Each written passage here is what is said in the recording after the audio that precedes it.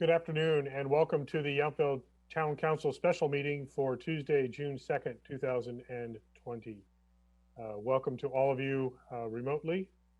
And I will start off as I do each of these Zoom meetings with some legal language. This special meeting of the Town Council is being held pursuant to Government Code Section 54953B related to teleconferencing of meetings. In addition, this meeting format is pursuant to the governor's proclamation of a state of emergency and executive orders where certain sections of the Brown Act related to teleconference meetings have been waived. Town manager is present in his office. I am here in the council chambers, and Vice Mayor Dorman and council members Moeller, Dornbecker, and Durham, along with some members of staff, some of whom have returned to the office, but some are participating remotely by video and audio in conformance with the governor's executive order. I'll now ask the town clerk to conduct roll call and ask each of our council members to respond to the questions if they're able to hear the proceedings and if they have an agenda for this meeting. Michelle? Thank you, Mayor. Councilmember Dornbecker. Yes to both. Thank you. Councilmember Durham. Councilmember Durham, you're still muted.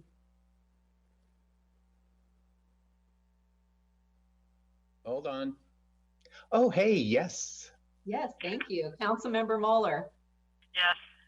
Vice Mayor Dorman. Yes to both. And Mayor Dunbar. Yes, here. Thank you. And the record should reflect that all council members have indicated they're able to hear and have the agenda for the meeting. In general, members of the public have been able to provide public comment via the email publiccomment@yville.com, and we have received some comments that will be read at the appropriate agenda item.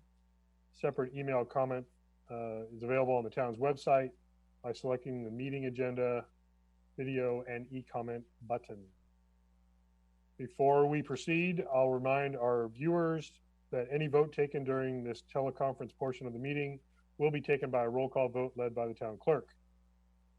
So with that, we have already had roll call, so I will formally call the meeting to order, acknowledge that the roll call has been taken and that all council members are present.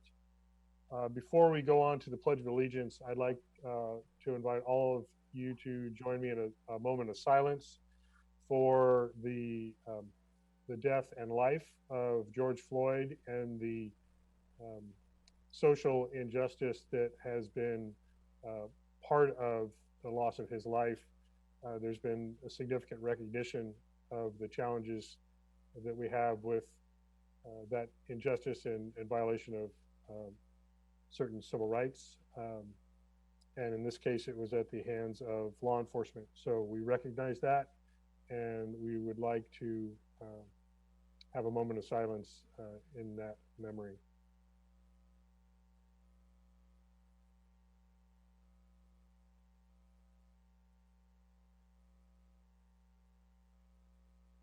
Thank you very much. And now please join me in the Pledge of Allegiance. As I always do, I'll turn my camera toward the flag here in the chambers.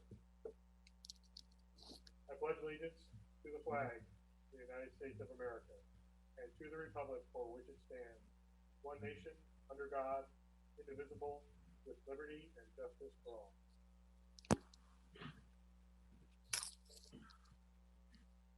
Thank you. We will move on to the adoption of today's agenda. Is there a motion to that effect? So moved. Second. I believe that was a motion by Councilmember Moeller. I think I'll go with Councilmember Dornbecker on the second. A roll call vote, please, Michelle. Thank you. Councilmember Moeller. Yes. Councilmember Dornbecker. Yes. Councilmember Durham. Yes. Vice Mayor Dorman. Yes. Mayor Dunbar. Yes. Thank you. Thank you.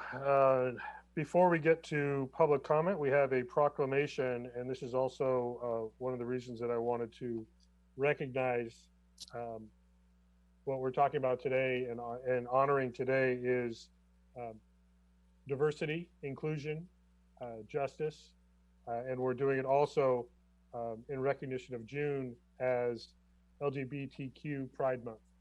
And I want to recognize that Councilmember Durham requested, even though we were all already supportive of this, but Councilmember Durham made sure that we had this on our agenda to start the month of June. And so I will be reading the proclamation here. And then we will actually be taking action on the ceremonial flag request to fly the rainbow flag when we get to item 10B, but this will be the recognition of June as Pride Month. Whereas this June marks the 51st anniversary of the Stonewall riots, which were a series of demonstrations by members of the gay community against a police raid that took place on June 28, 1969, at the Stonewall Inn in the Greenwich Village neighborhood of Manhattan, New York City, that served as a catalyst for the gay rights movement. Whereas the rainbow flag, also known as the LGBT pride flag or gay pride flag, has been present since the 1970s as a symbol of lesbian, gay, bisexual, transgender inclusiveness and social movements. Whereas many residents, veterans, students, employees, business owners, and visitors to the town of Yountville are part of the lesbian, gay, bisexual, transgender, and questioning community who contribute to the widespread academic, economic, artistic, and social fabric of the entire Napa Valley. Whereas the town of Yountville is committed to support and encourage diversity in the workplace and throughout the community, as stated in the town's 2009 Equal Rights Resolution. Whereas June is commemorated around the globe as International Gay Pride Month to honor and celebrate the history, achievements, and contributions of LGBTQ people, and it gives us the opportunity to come together in various celebrations of freedom and pride. Now, therefore, let it be resolved that I, John F. Dunbar, Mayor of the town of Yountville, along with the town council, do hereby proclaim June 2020 as Lesbian, Gay, Bisexual, Transgender, and Queer Pride Month, and invite everyone to reflect on ways we all can advance the rights and protections of LGBTQ people and live and work together with the commitment of mutual respect and understanding. So it's my pleasure, and I know it is for all of us in the town council, to honor and share in the celebration of Pride Month this June.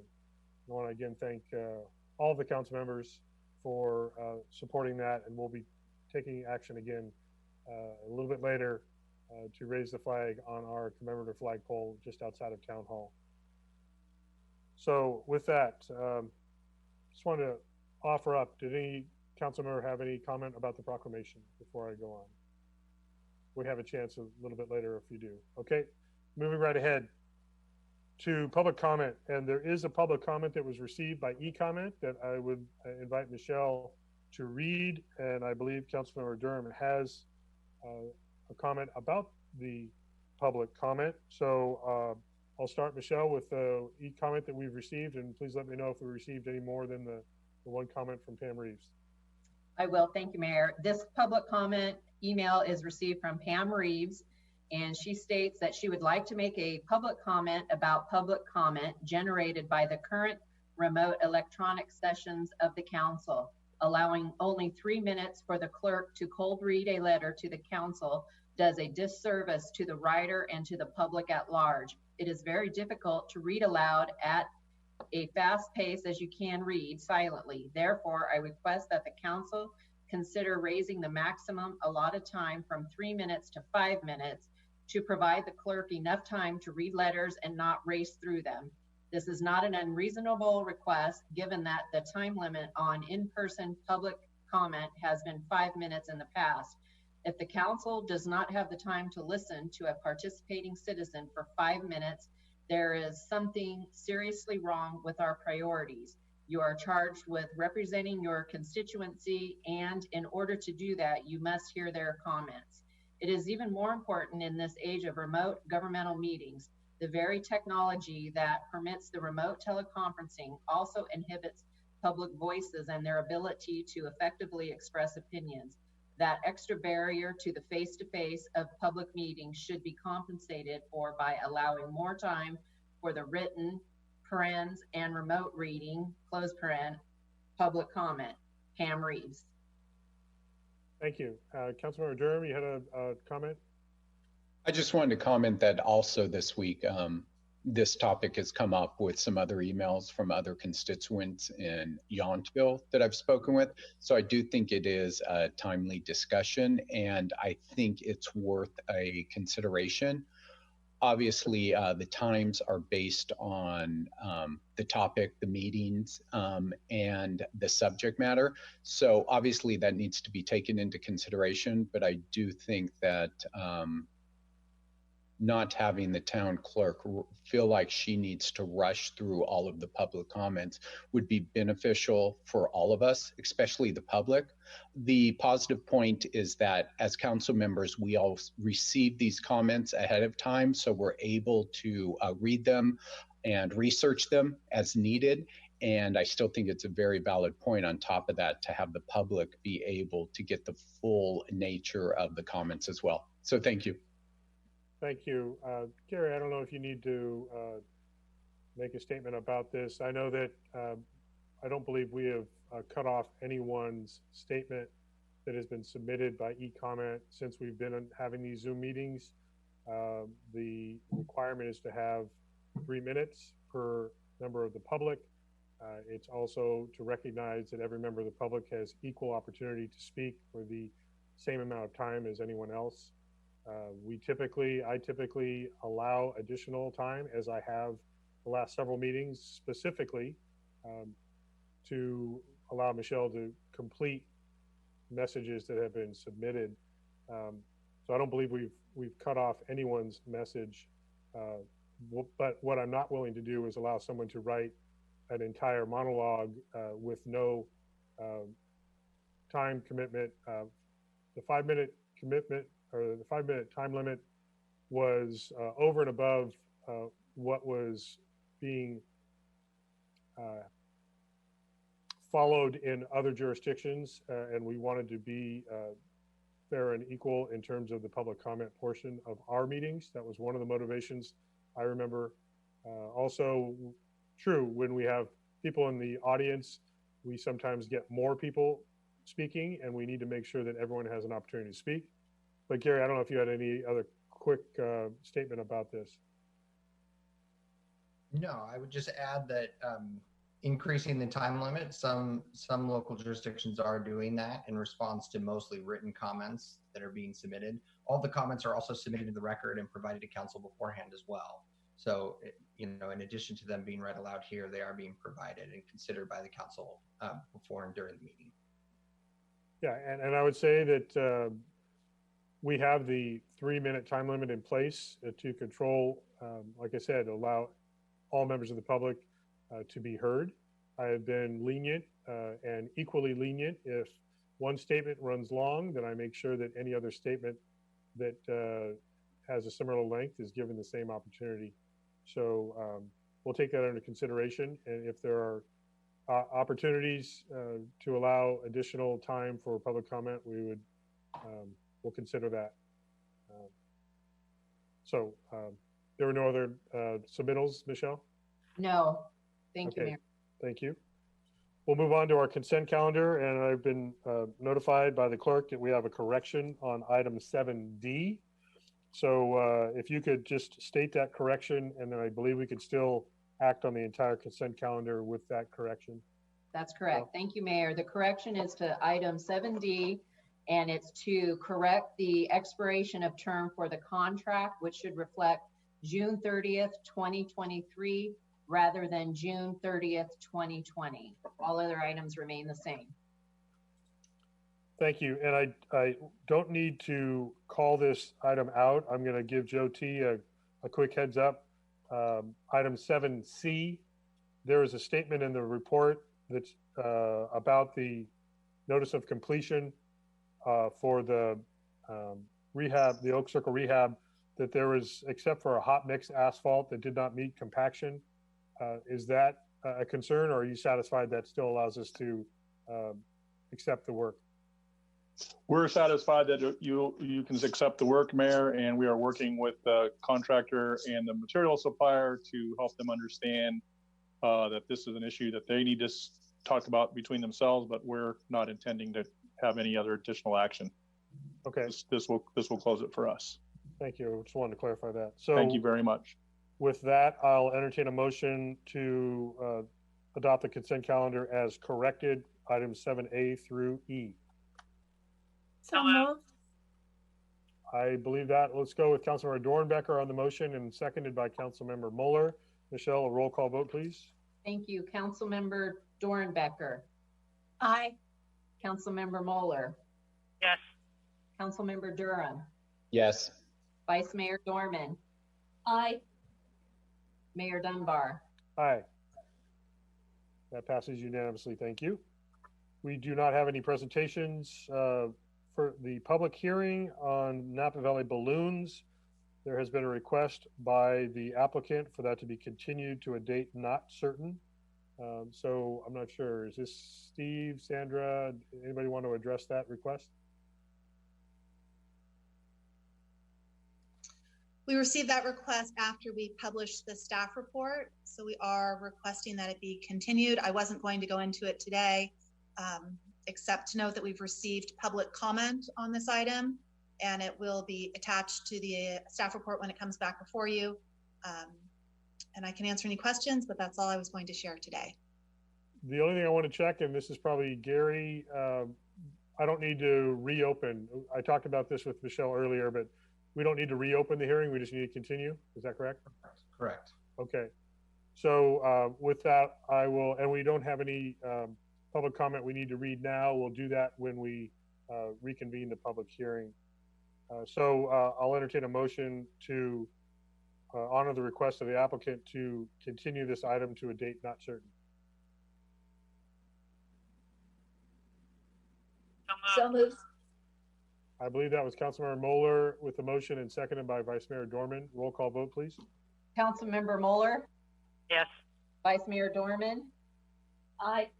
Councilmember Dornbecker, Aye. Councilmember Durham, Yes. Mayor Dunbar. Yes. Thank you. That is unanimously passed. Thank you.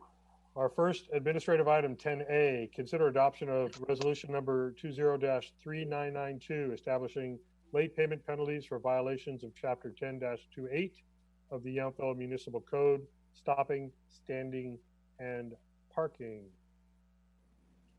Mayor, Council, this will be a very brief report. The resolution before you today simply reinstates the administrative late penalty fee that was inadvertently left off of the resolution that you adopted in February 18th when we increased the various parking charges.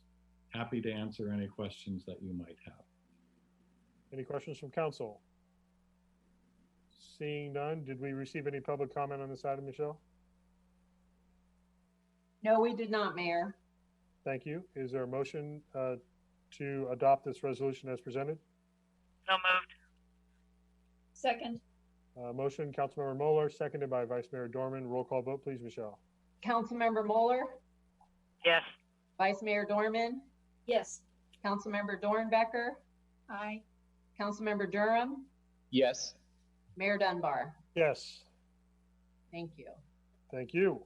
Item 10B, ceremonial flag request. Consider adoption of resolution number 20-3993, approving the display of the rainbow flag and transgender flag on the town's ceremonial flagpole pursuant to the town's flag policy for the month of June in recognition of LGBTQ Pride Month. Steve, you had a brief report? Yes, Mayor, Council. Last year, the Town Council established the ceremonial flagpole and also the various policies and procedures related to use of the ceremonial flagpole thereof. And last year, the town flew the pride flag for the first time. Consistent with those policies, a recommendation request was received by Councilmember Durham, and it is before the council for consideration and action tonight. This afternoon. We're not going to get to tonight.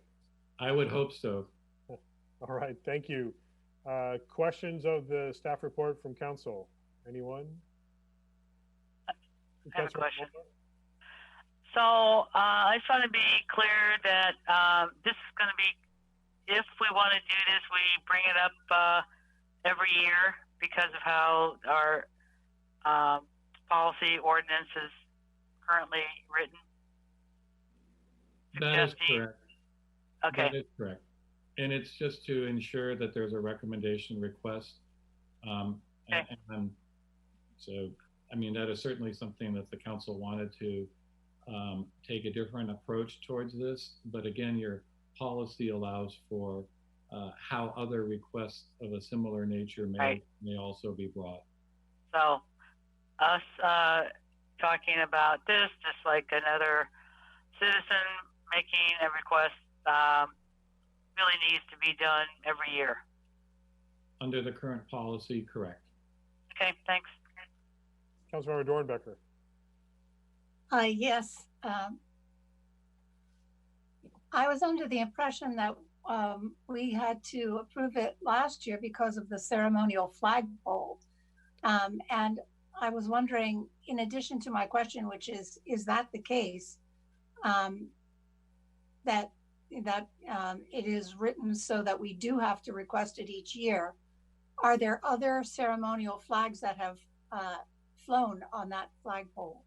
I'll answer the question first. Last year, you actually took two actions. The first was to establish the ceremonial pole and the policies and structure related to it. And then you took action to, consistent with the now adopted policy, approve the pride flag flying.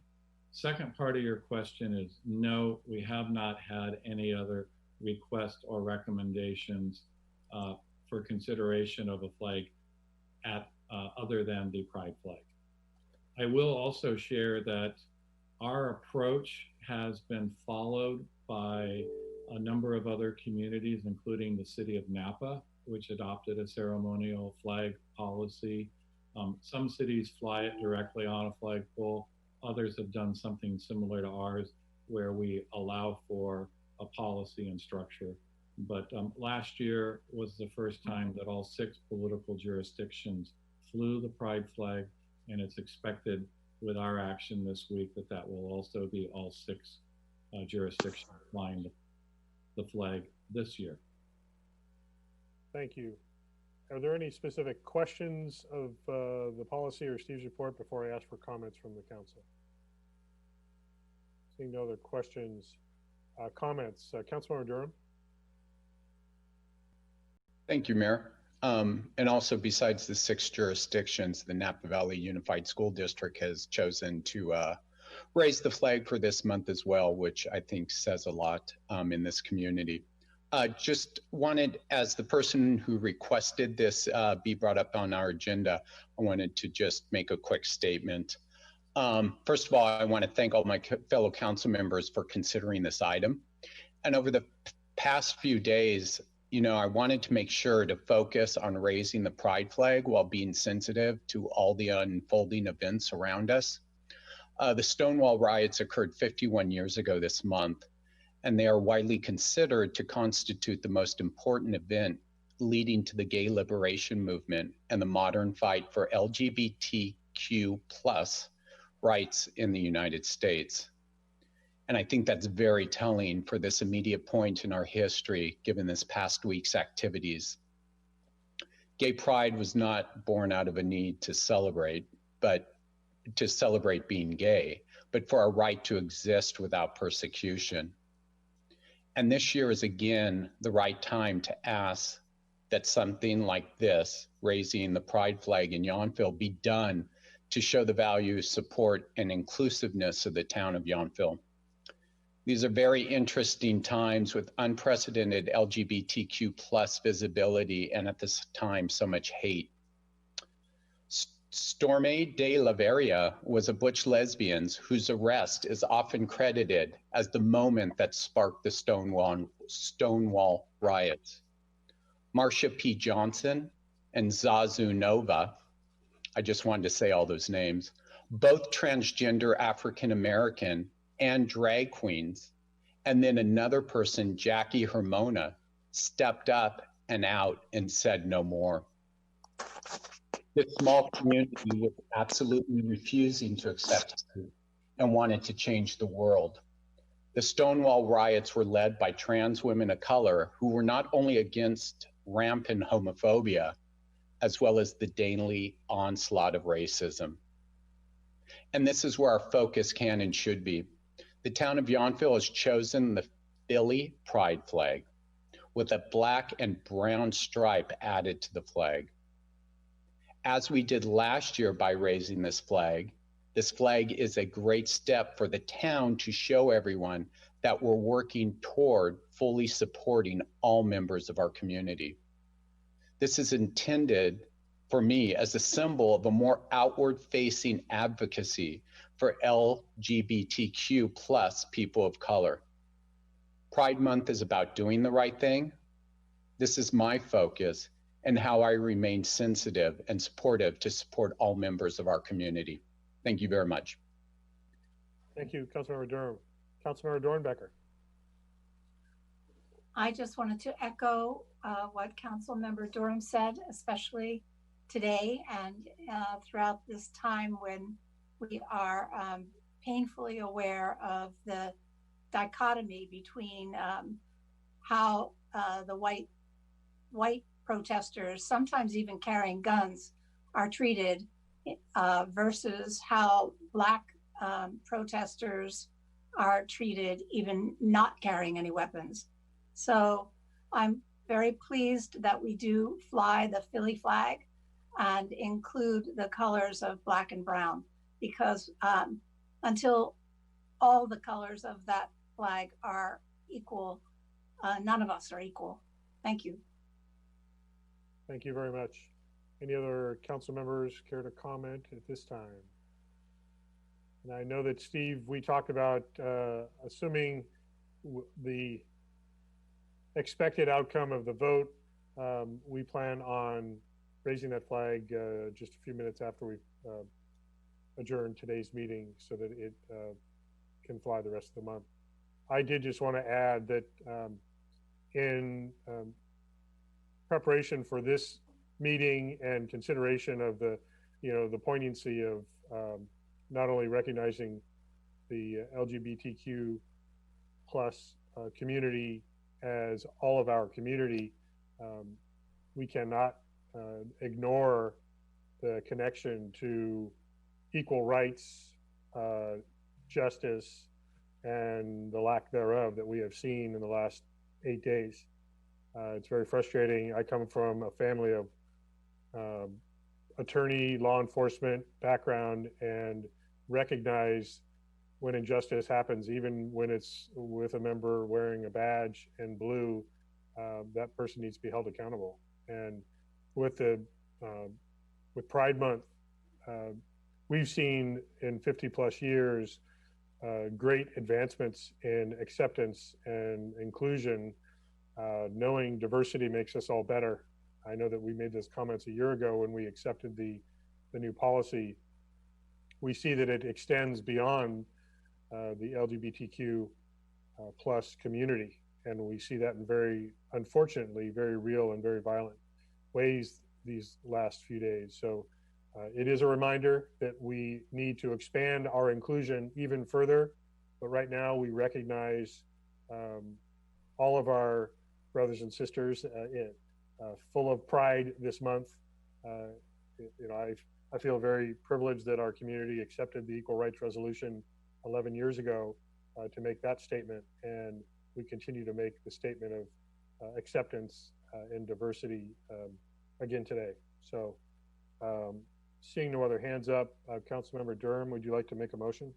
Thank you. I'd like to make a motion that we adopt resolution number 20-3993, approving the display of the rainbow flag and transgender flag on the town's ceremonial flagpole pursuant to the town's flag policy for the month of June in recognition of LGBTQ plus Pride Month.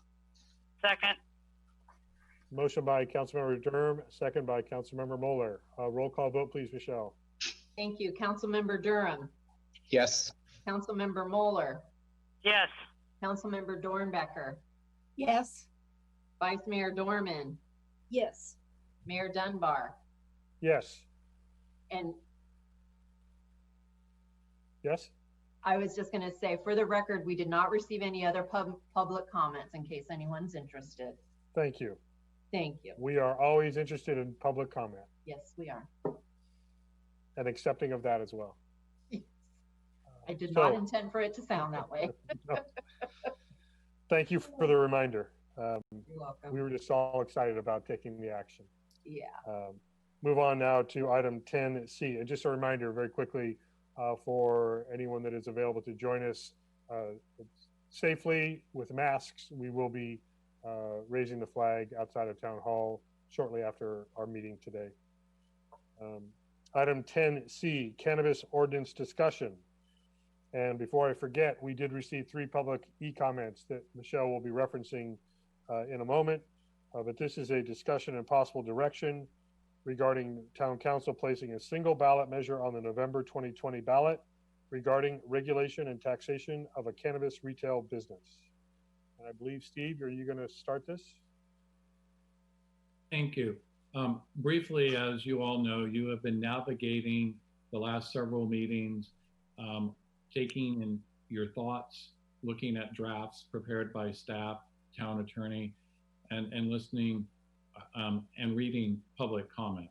And I say that only because the variations of the drafts, if you're working on it, are an effort to try to reflect and answer some of those questions, comments.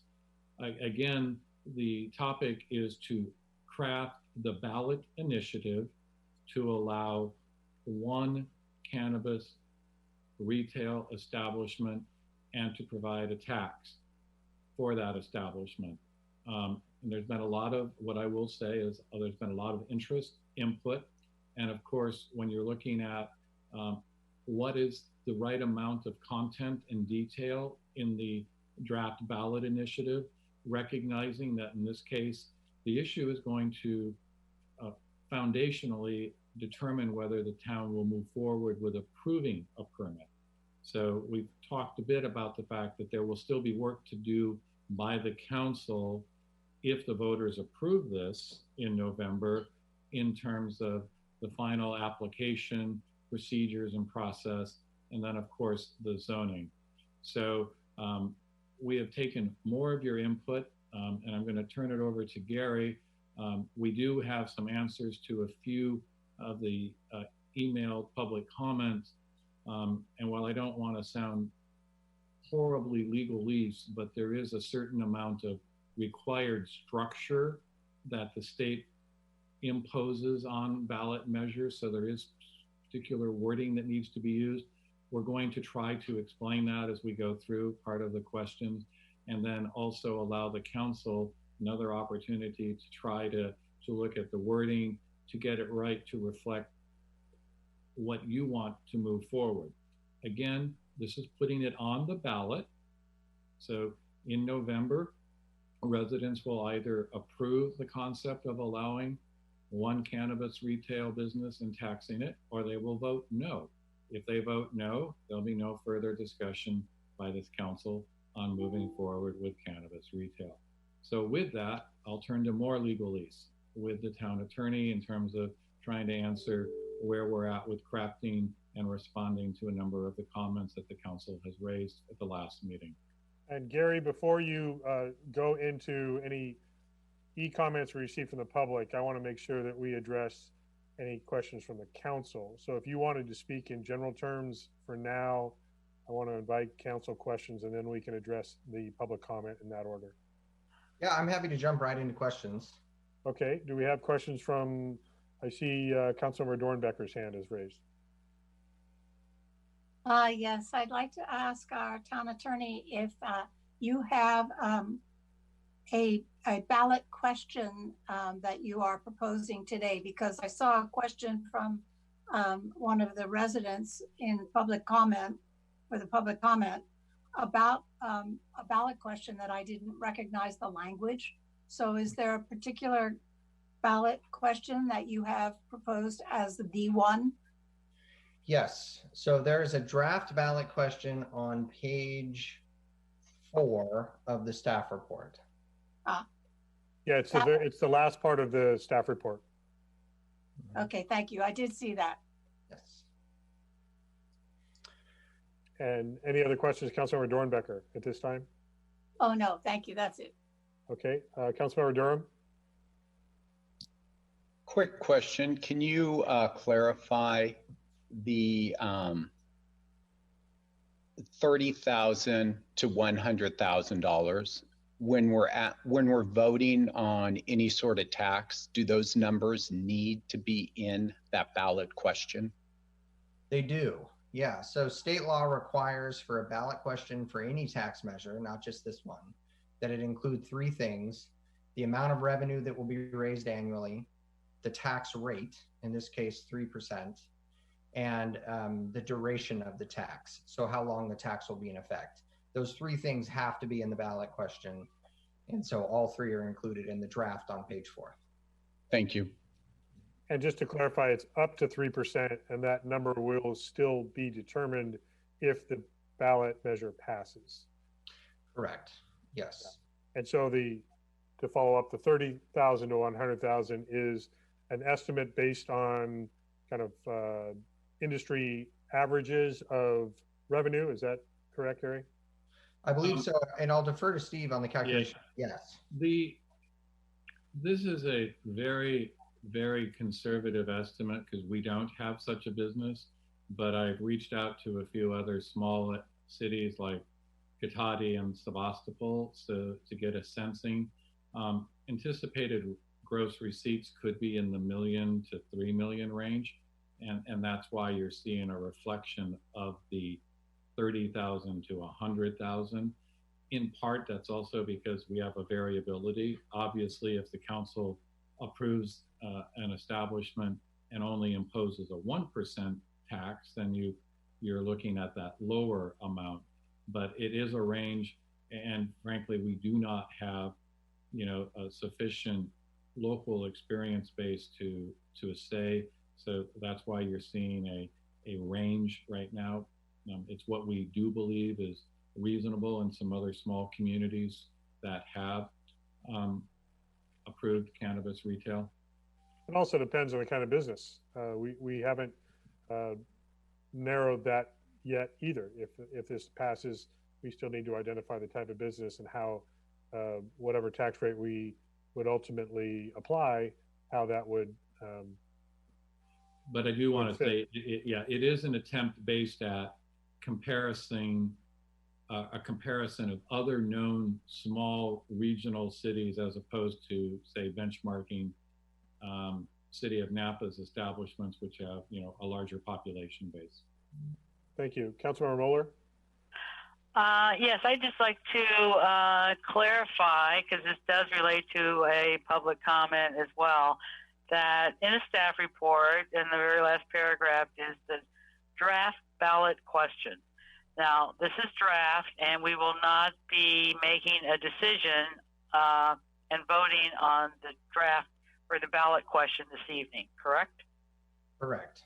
You're not voting on it, but we do need direction to finish it and bring it to the 16th. That was my next question. So I've also, I have a sense that the public would also like to, maybe in our 16th meeting, get a timeline for when all these things, the deadlines, they're all due. They're a little confused, and there's a lot of different information going around. So I would just like to think that might be a good suggestion. So I will comment on that. Michelle has provided to a particular resident that asked several of those questions with a very detailed schedule. I'm sure that can be made available on our website, and individuals that want it can get it from the website. Great idea. Thank you. I will also share, Gary, Michelle, and I have already been having the conversation. A good portion of our presentation on the 16th will talk about the process and be very transparent about what organized groups need to do to either support or oppose the initiative. So that will be a part of the resolution calling for the election, the staff report presentation. So we will make every effort to provide the information and share with folks what it is, because it does have a very structured clock and timeline and process. So we want people to be aware of it, and those that may be on either side of the ballot once the council determines what the ballot language is. And people do not need to wait until our meeting on the 16th. The information is available. The county elections website also. They can research all of this information themselves if they would like to do so.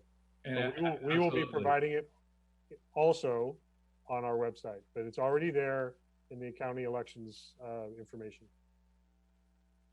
Vice Mayor Dorman. Thank you. So that feeds right into my question.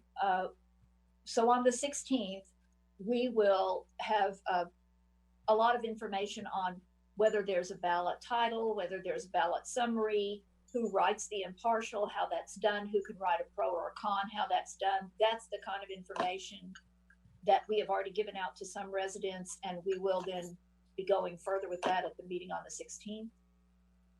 We're going to make all the information available, not just to a couple residents that asked a question, but to everyone that wants it. It'll be available on our website. Perfect. Yeah, Thank you. I'm happy to One clarification. Hold on a second. Gary and then Steve.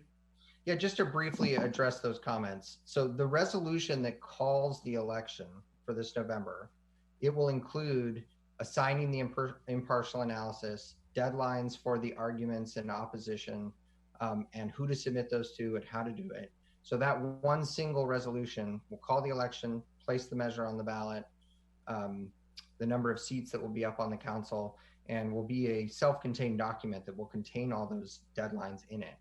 For the ballot title and summary, to get that out of the way now, that's a process that applies for a voter initiated ballot measure. And so when voters initiate a ballot measure, it needs to be cleared for signature gathering. And that includes a ballot title and summary so that the law is clear to the voters who are signing the petition. In this case, there are no signatures being gathered because the council's placing it on the ballot. So there won't be a ballot title and a summary. There will be an impartial analysis. There will be a ballot question, which the draft is in the staff report. And then there will be arguments in support and opposition and rebuttals. And that will be contained in a single resolution on the 16th.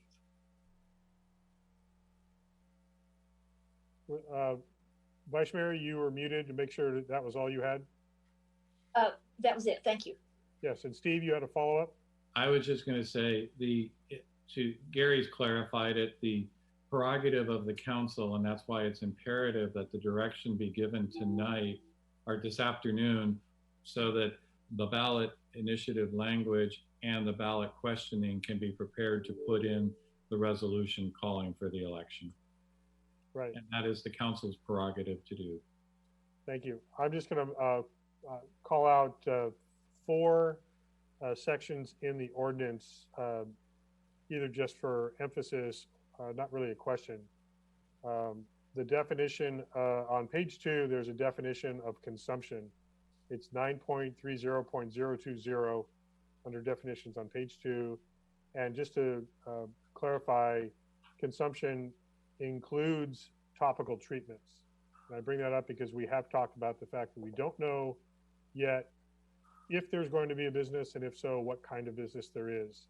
But we have mentioned in the ordinance about on-site consumption as a component of a potential business. And this is part of the definition that is included. So it's not necessarily edible or smoking. It could be, if the business has that kind of product, it could be topical consumption as well. Page 6, under permit applications, 9.30.050H. In case people are still either suspicious or distrusting of what we've been saying for months, if not more than a year, we're talking about limiting to 1 permit only. And the language is listed as not more than one, because it might turn out to be zero. And the language is very specific. Gary has put that legal language in place as it needs to be identified. There is still at least one person that isn't convinced that we mean it, even though we say it. I wanted to call out that it is in the ordinance that it would be limited to one potential permit only. Also, in the same vein, on page 13, under requirements, the section is 17.62.030D. On page 13, requirements, it identifies zones that are prohibited. We could not fit all of the overlay zone information in the ballot question, so I wanted to make sure that people understood that it's in the ordinance. It is prohibited in residential zones, single family, mixed residential, master planned residential, old town historic, mobile home park residential. Those are called out in the ordinance as areas that are prohibited from consideration. It's another way of saying where it's going to be considered, but we wanted to make sure that it is quite explicit that in no areas of the residential zones is this being even entertained. The last thing I wanted to call out was just the fact that the cannabis business license tax information is in there. It's in section 3, article 8, 5.04.320, and the information specifically about the cannabis business license tax for anyone that wants to see the detail of that wording, where it would permit the council to decide up to 3% of the gross receipts as a tax. So I wanted to acknowledge that, and I wanted to acknowledge Gary for all the great work that you've done to craft this ordinance in response to not only the council's wishes, but the comments and feedback we have received from the public. So thank you for that. I see hands are now raised again, so I'm going to go back. Let's go with Councilmember Dornbecker. Yes, I want to also thank Gary for the work that you've done on this. I know that it's been a long, arduous process. There is one clarification, and I really do see that it is confusing or could be confusing and cause people who are about to answer this draft ballot question to be confused and vote one way or the other based on the information that shall the measure authorizing no more than one cannabis retail business allowing retail sale, delivery, etc. I think that is confusing. And is it necessary to have authorizing no more than one? Why couldn't it just be authorizing one? Well, the ordinance itself doesn't actually authorize a permit. And so the ballot question itself needs to be a reflection of what the ordinance itself legally does. And so the adoption of, in other words, approving the ballot measure would not approve one business. And so if you included language that said approving one, then a voter could conceivably read it and think, if I'm voting yes, then I'm actually approving a cannabis retail business. And in effect, that's not happening. You're approving a regulatory scheme that will allow an application and the council to consider and possibly not allow any at all. So that's why that's why I did the up to one. And I understand how that could be misleading. I think that it's as clear as the ordinance. I think that it is clear of the effect of the ordinance, which is what the ballot question needs to be. Well, the way I read it, it sounds like if you vote no, then you are approving just one. So if you approve that ballot question and say, yes, there shall be no more than one, but it sounds like, so we will allow one. That's what it sounds like. And Gary, I think, made it very clear in his comment just now, that's not what he's saying.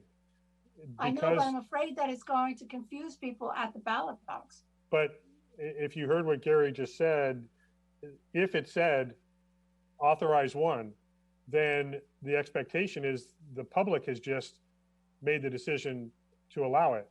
There is still the step that's separate from this. If this is approved, then the council considers up to one. It's not an automatic that a business will open if this measure passes. If it changes this language, I absolutely agree. This language needs to be written the way it is. It does not authorize the business through the ballot measure. So it has to be the first of the two steps. Steve, do you have clarifying? A quick And thought then on that. Go ahead. It could be, and I'll leave, this is something for Gary to look at. It says no more than one, and the question would be, shall the measure authorizing up to one, does that result in the same thing, Gary, in your opinion, or not? Yeah, it does. I think that language would work as well. Yeah. And I'm just, I the think that question would I be would ask clear. the council, is that simpler or not? I think so. The reason why I didn't phrase it that way, and I think that either one will work, but here was my thinking. It's not possible to approve less than one, other than zero. Up to one might sound like there's some, I thought it was more confusing because up to one is like half of a business, and I thought that would be perhaps more confusing. But I hear you, Gary. We've work. wrestled on this one quite a bit. So, I mean, at the end of the day, up to one, no more than one, is still a maximum of one. Yeah. Well, Yeah, go ahead, Councilmember Dornbecker. the other thing is, if they may feel that if they vote no, they are voting to say yes to one. See, if their inclination is to vote no, they may feel that because of the wording that they are approving one. Yeah, the other thing I would add is that the ballot question is not designed to be and cannot be a complete description of what the law does. I understand. Because it's only 75 words. And so that's why there's an impartial analysis, which is 500 words, which will provide a much more detail than this and what it does. And that's why the full text of the ordinance is also included in the ballot material. So 75 words is difficult to describe everything that a 14-page ordinance will do.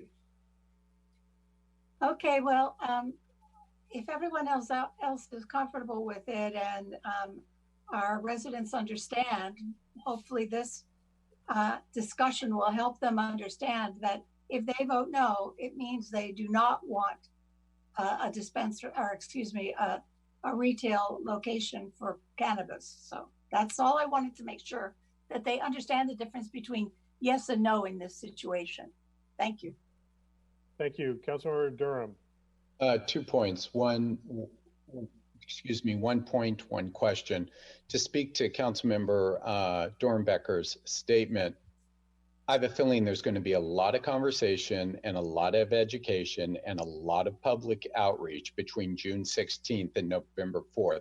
So it's not just going to be us talking about it. There's going to be a lot of people talking about it, explaining their side and their understanding, so people know, most of the population will know what they're voting for when it comes time to vote in November.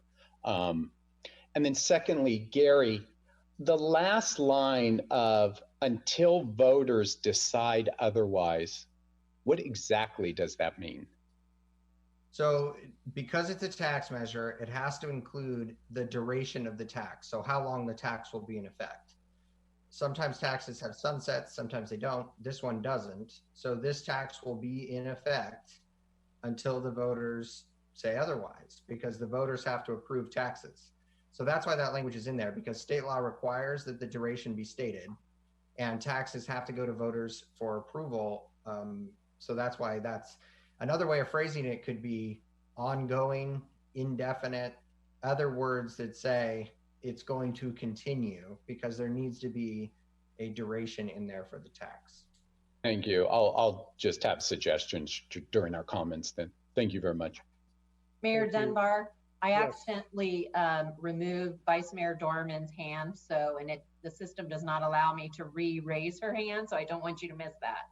I was already I was about to call on her anyway. Okay, thank you. Vice Mayor Dorman. Thank you. And yes, I echo everyone. I appreciate the work on this. I think we're getting awfully close, and it's a good time to be awfully close. So my question goes to something that the mayor brought up, the addition to 17.62.030, what I call kind of the zoning piece, which we have now added that says this is where it will not be, this list of places. And then we go on, the very next section says a cannabis retail business shall be allowed in areas demarcated with CAN, cannabis overlay zoning, subject to a use permit. So my concern is there some sort of a gap between there where we're clearly saying we're not going to have any cannabis retail businesses in XYZ. But if we have a cannabis overlay, then we must allow a business in there. What if there's somewhere in between? What if there's space in town left that's not in a cannabis overlay and not in one of the prohibited zonings?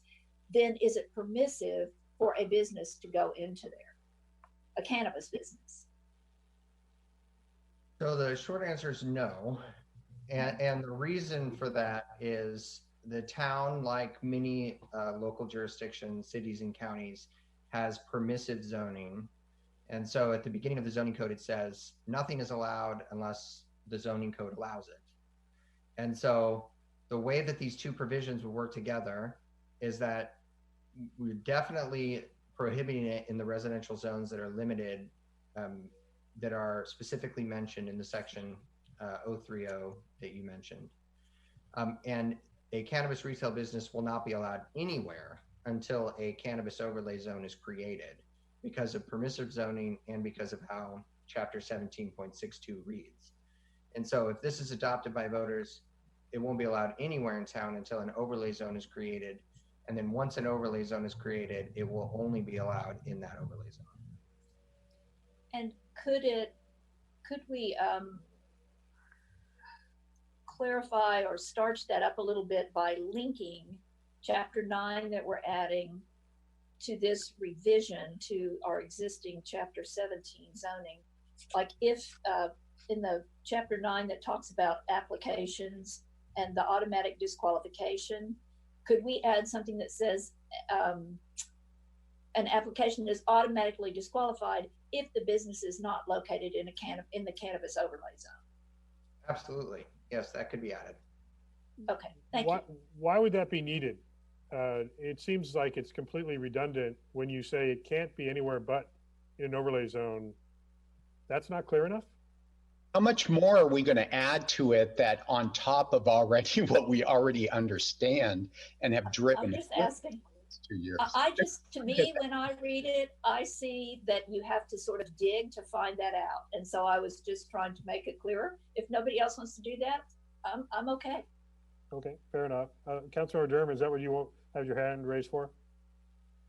Okay. Any other questions before I have Michelle read the public comments? Okay, as we identified, we do have 3 e-comments that have been submitted. Michelle, if you would please read them now.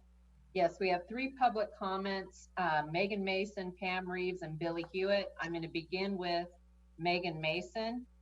And it says, Dear Mayor and Council members, as you are preparing to finalize the wording for the cannabis ballot question, I have some thoughts and concerns I would like addressed. 1, how was the Standing Advisory Cannabis Committee of 2 town council members able to change the California Health and Safety Code number 11362.768, requiring 600 feet distancing of retail cannabis between youth centers / schools / playgrounds to 300 feet. Number 2, in the ballot, you must address the exact zones and street boundaries that will permit a retail cannabis business. Simply by saying, quote, excluding residential zones is insufficient and misleading.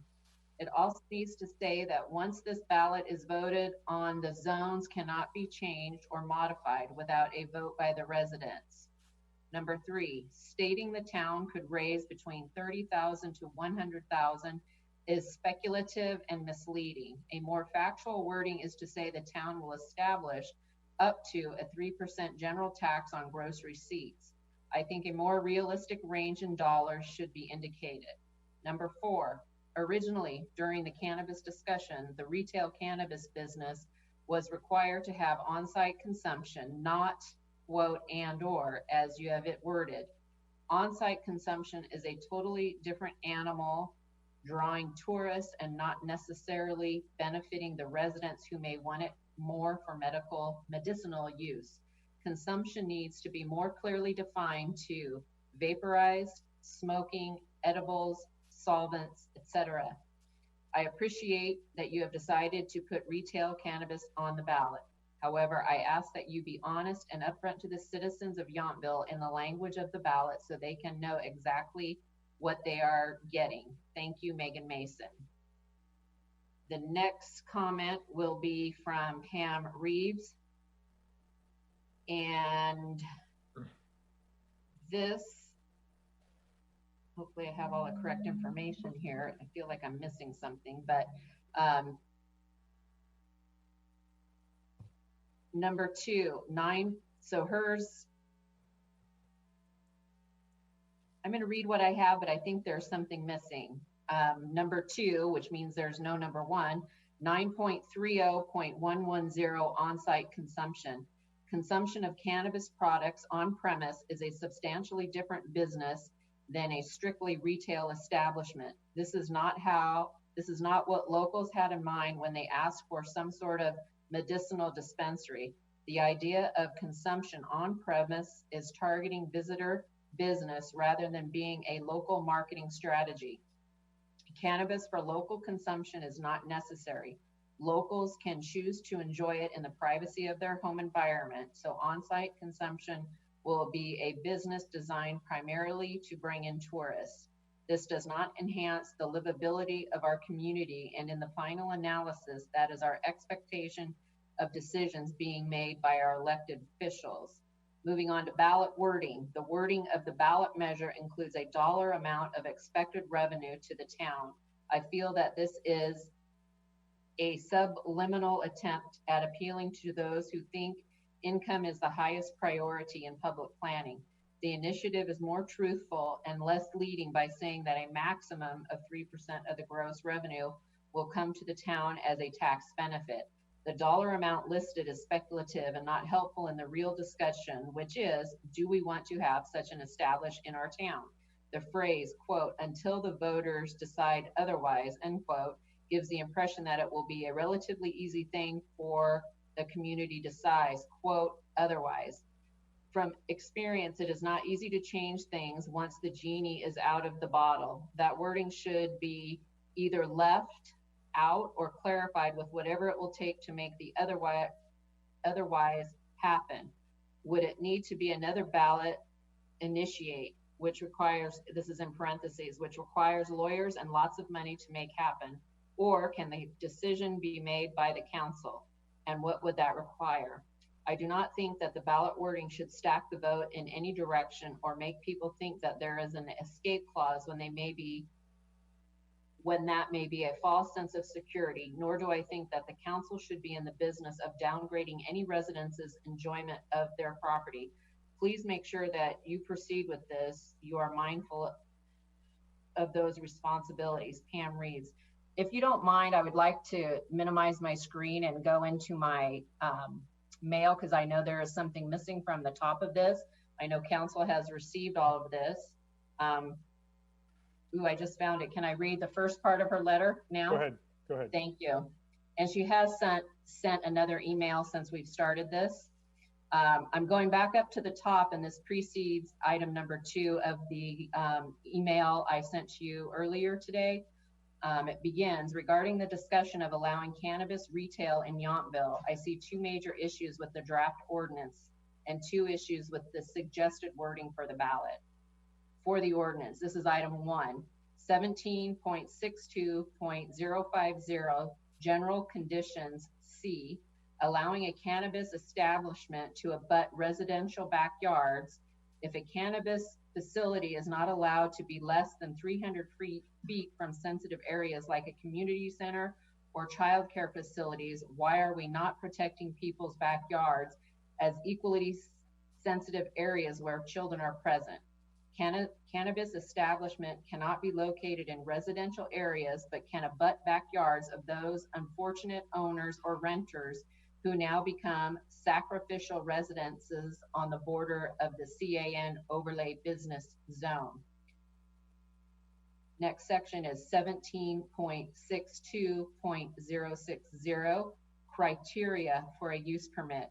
B, the proposed use will not be environmentally detrimental to existing or potential commercial and residential uses in the surrounding area. There is already conflict in areas where commercial activity abuts residential property. Adding cannabis sale and possible consumption to the mix is ill-advised and discriminates against those property owners who purchase their property with no dream of this being a possibility. In order to protect the enjoyment and the residential use of those who abut this proposed overlay zone, the council should be more proactive in their planning. At the very least, the overlay district should be revised to exclude those areas where commercial use abuts residential use. And then it goes on to item number 2, which I started out reading. So it is a bit confusing reading it in that order. However, I want the public to be sure that the original correspondence was provided to council and staff, and they have been able to review that in succinct order. And it can be reviewed by anyone that wants to see it because it's part of the record, even though it was well past 3 minutes. Yes. Okay. So the next one is from Billy Hewitt. Are you ready for that? Yes. Okay. Mayor Dunbar and council members, I am taking this opportunity to comment on the ballot proposal regarding retail cannabis sales and use in Yountville. The proposed measure that I have currently read starts thusly, quote, shall the measure authorizing no more than one cannabis retail dash, end quote, and so on to the wording on tax, etc. I think the wording in all caps, no more than, adds an element of confusion and could just be eliminated to bring the vote to shall the measure authorizing cannabis retail business in Yountville, dash. If a written piece has to be read more than 3 or 4 times to understand it, it is most likely is poorly written and is confusing. Please say it simply so the voters can say yes or no with complete understanding. Thank you for your consideration and for approving this measure to go before the voters. Billy Hewitt. I do have one additional comment. Pam Reeves just resubmitted her comments to help me get that correct, but we have found that, and the council has that information. Yes, thank you. So no new people have submitted comments. Not at this time that I can see. Okay, and I think you can tell by the questions the council asked town attorney that we all read those comments prior to the meeting because they basically addressed everything that was just brought up in those comments. Yeah. Gary, can you respond as you did to us prior to the meeting, some of the answers to the questions to clarify the facts as presented, not some of the versions that were alluded to in the comments about the authority that the council does have and the reason for some of the wording. You addressed the 600-foot radius and a couple of the other questions. Could you just go through those answers, please? Thank you. Yeah, sure. So one of the comments referenced the 600-foot radius and the health and safety code section. I don't have the exact site in front of me, but Michelle did just read it into the record. That 600-foot restriction applies to medicinal cannabis retailers. It's in an entirely different section of the code than the code for recreational cannabis, which is in the Business and Professions Code. So for recreational cannabis, which is what the council is proposing in this ballot measure, it's 600 feet or some other distance as determined by the town. And so it doesn't have to be 600. It can be reduced or changed at the council's discretion. And in this case, the council is choosing to change it to 300 in this case. For the language in the ballot question, I think we already discussed why the dollar amount has to be included in there. That's a state law requirement that the town can't avoid. For the question, there's some requirements for how that needs to be worded. It has to start with shall the measure, and it has to end with be adopted. And in the middle, there has to be the 3 things for the tax and a fair and accurate description of what the measure does, all in 75 words. So after wordsmithing quite a bit, I think that what's included in the staff report meets all of those requirements and does fairly describe what the ordinance does. I think we already talked about on-site consumption and when how that can be required or allowed under the ordinance. But I'm happy to go into more detail on that if needed. And I think that addresses all of them. If there was another specific one, happy to jump in. I would just add, we made the decision in previous meeting or 2 ago about the overlay zones and distances from residential parcels. What was determined was we were going to wait to finalize overlay zones, what is now referred to as the cannabis can zone, and until the outcome of the vote. And if it's passed, that would be identified. You made it quite clear earlier that no action can be taken on any permit applications until an overlay zone map is finalized. That would happen after the outcome of the election if needed. But didn't we have a discussion already about proximity to residential parcels in that overlay conversation? Yes, there was a discussion, and in previous council meetings as well. And so there is the one provision allowing them to abut residential, the rear yard of a residential under certain circumstances. It will depend on the future cannabis overlay zone and where the council puts that or doesn't put that. And so it really is up to the future council on where those boundaries are, provided they're not in any of the residential zones. Right. And I recall one example was a large commercial parcel that might have an existing building far removed from the edge of the parcel that abuts a residential backyard. And might that distance be sufficient to be included in an overlay zone that allows it? That hasn't been finalized, but it has been considered and discussed. Yeah. Right. Okay. That's all the public comments we've received. Are there any additional comments from the council?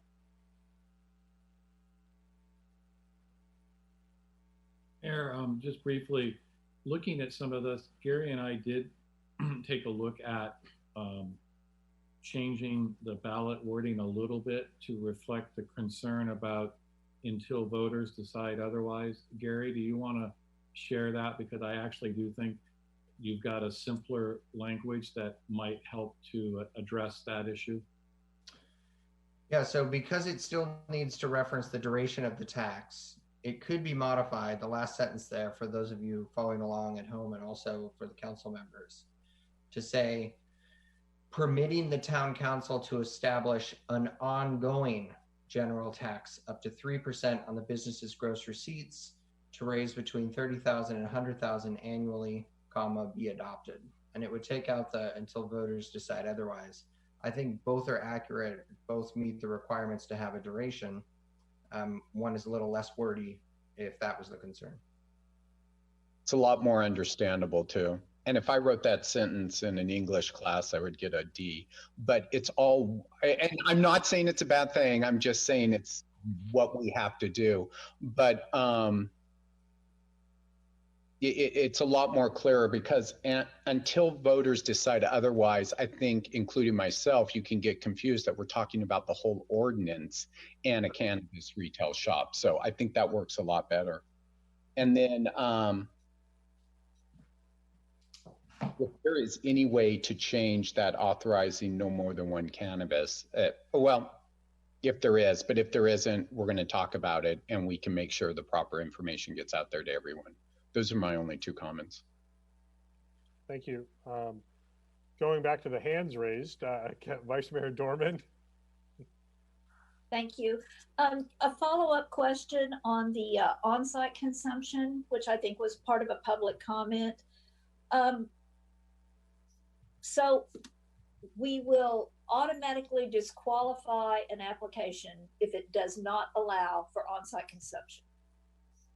Correct. But yet we are saying there doesn't have to be on-site consumption.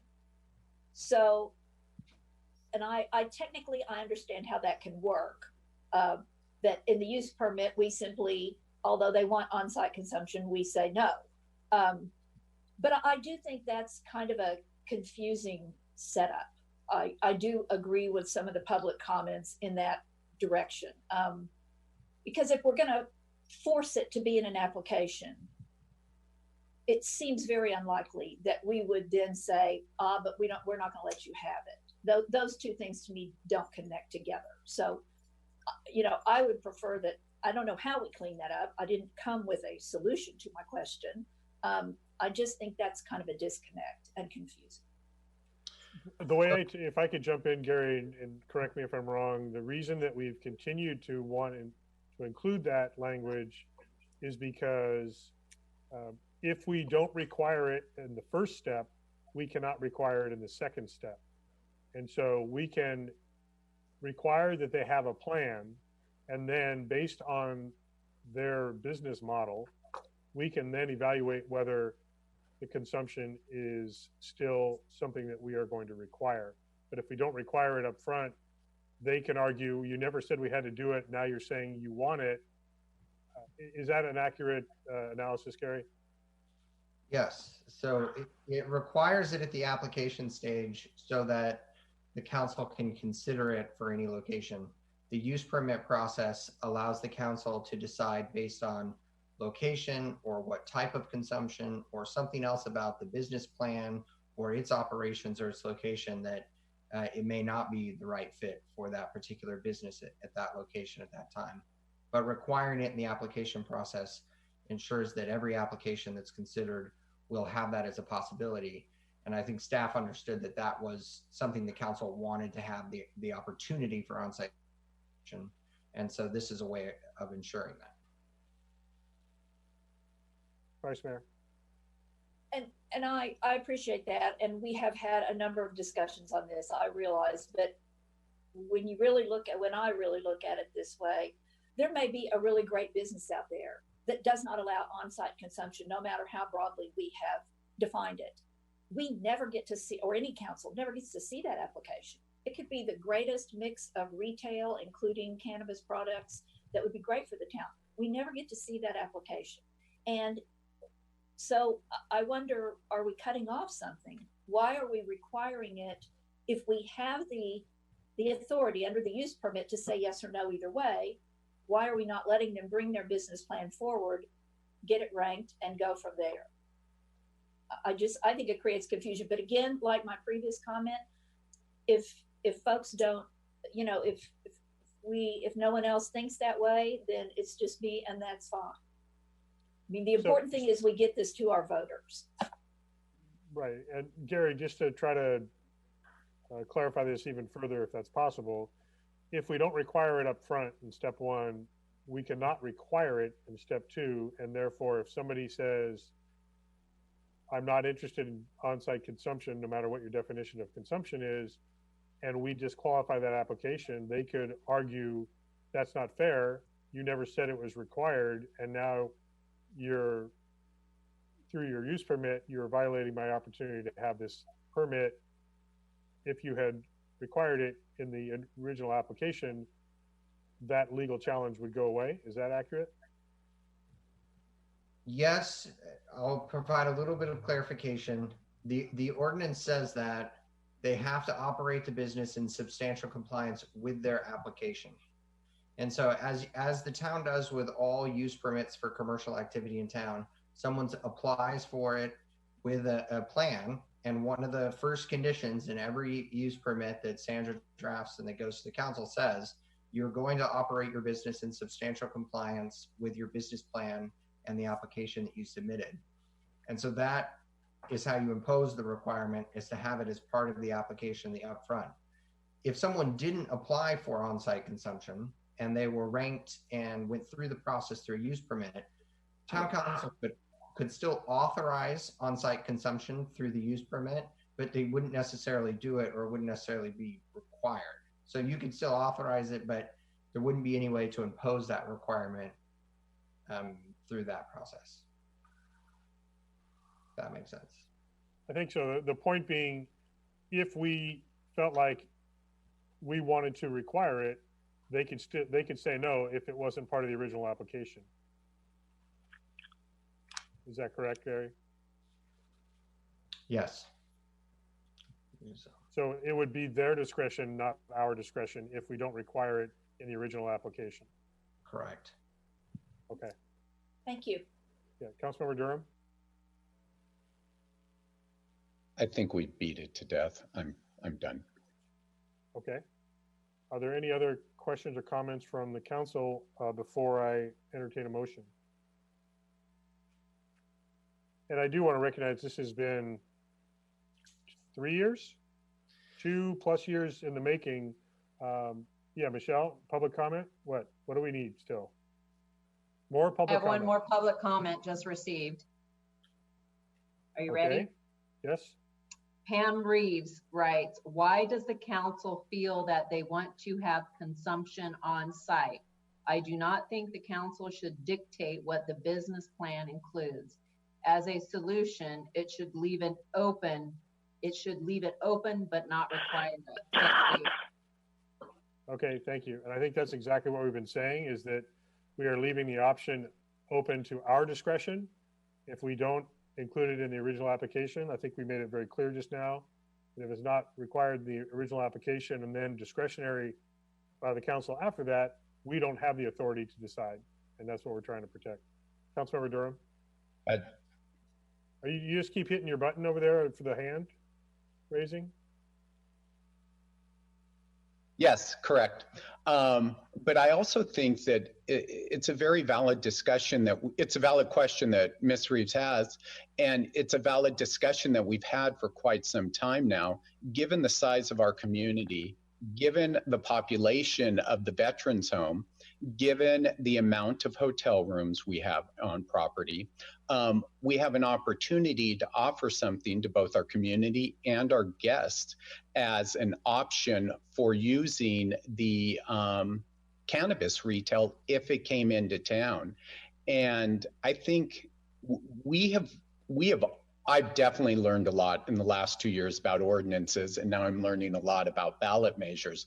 But we definitely see that we're a small community, we're special. We can set a lot of the parameters and the guidelines that we want for a business to come in. And at least by having the starting point of on-site consumption, based on how these businesses are run now, the ventilation system, all of the other pages and pages of requirements that they have to meet, I think it's a very fair aspect of having for type 10 retail in Yountville.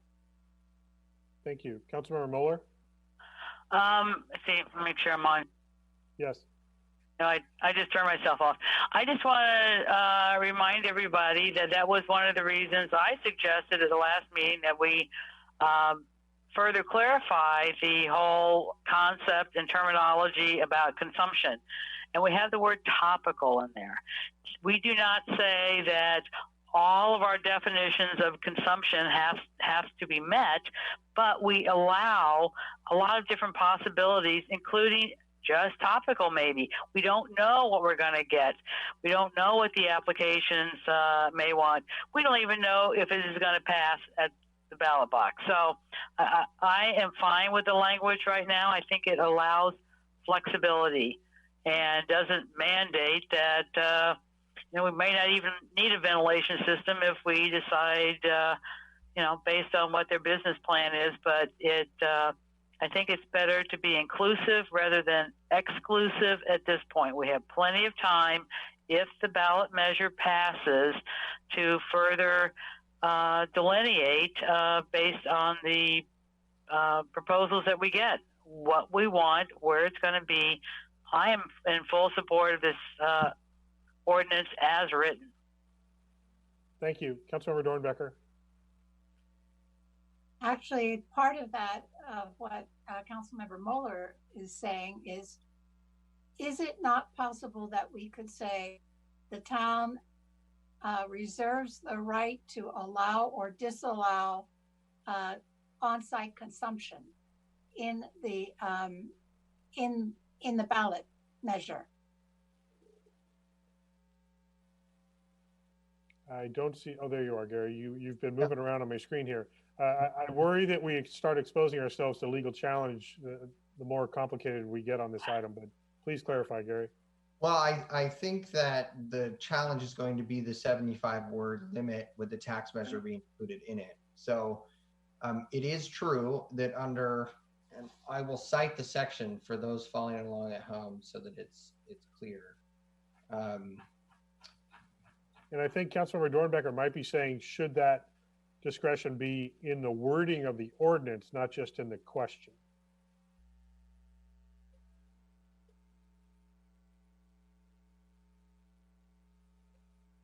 So section 9.30.110 that discusses on-site consumption. It says that consumption of cannabis on the premises of the retail business is permitted only if authorized by a use permit issued under chapter 17.62, which that's the use permit they apply for after they're issued a regulatory permit. Right. And then it requires 3 specific things for on-site consumption. Those 3 things are required by state law for on-site consumption, so they're just mirrored here. And then the appointment system is something that was added in previous discussions of the council for on-site consumption. So what that means is, even though the town is requiring that they apply and specify what kind of on-site consumption there is, and Councilmember Mueller is absolutely right, even if they said just hand creams would be sufficient under this ordinance for on-site consumption, because it doesn't have to be smoking or edibles necessarily. This provision is what allows the council to not allow it, because through the use permit process, you could disallow on-site consumption, or you could further regulate it from what's being proposed. So there is that safeguard that I think Councilmember Dornbecker is asking for already in the. It does seem to me to be, I'm going to let this drop because it's just, we're going round and round in circles, but to say in the ballot measure that it has to be part of the application process to allow it. And then later to say, but the town, by the user's permit, we can disallow it. I don't know. To me, it's still pretty much mixed up, but I'm willing to go with what you have laid out, knowing that because of the user's permit, we can disallow it. So, yeah. But it's confusing. It's all confusing. So, Steve, do you need formal action today, or are we holding that until June 16th? We're wanting firm enough direction. So I would like, I think we have enough on the ordinance. Now I'd like you to talk a little bit about the ballot question. So I want to clarify the ordinance. Is there does the council want to change anything in the ordinance after having this thorough discussion? Or are we leaving it as is? I've heard, yes, Michelle? There was the one clarification asking for no more than 1 or up to 1. Did we decide which way? That's in the ballot question. Is it? Okay. We're talking about the ordinance right now. Okay. And we'll get to the ballot question in just a second, hopefully. Thank you. So are we giving direction to staff that the ordinance as presented is what we want presented to us on June 16th? I'll make a motion. We'll see where we go if you'd like. I was asking Steve if we even needed a motion. He says he wants direction. I would actually prefer either a voice vote saying yes or no from each of the council members, or an action for staff to proceed with this ordinance, because we do have to be mindful of the deadlines for June 16th for calling and consolidating the election. Right. So Councilmember Mueller, I think you were about to entertain a motion to adopt the ordinance as presented. Is that correct? Yes, I'm just trying to, the numbers are blank and I have to get out.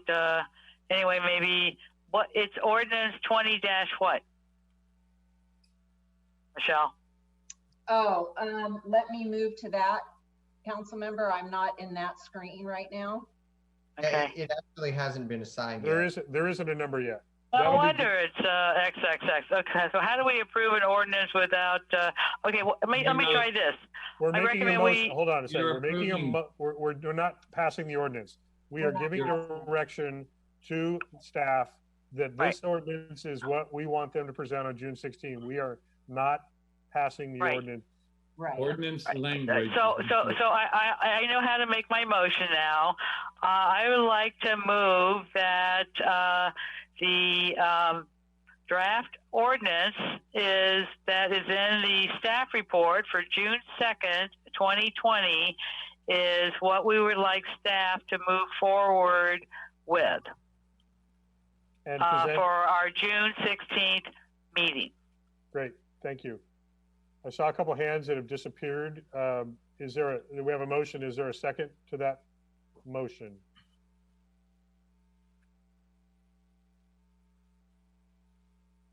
Councilmember Durham, you're now muted. Yeah. I'll second it, but then I want some discussion on it. Oh, I'm sure we will Okay. have some.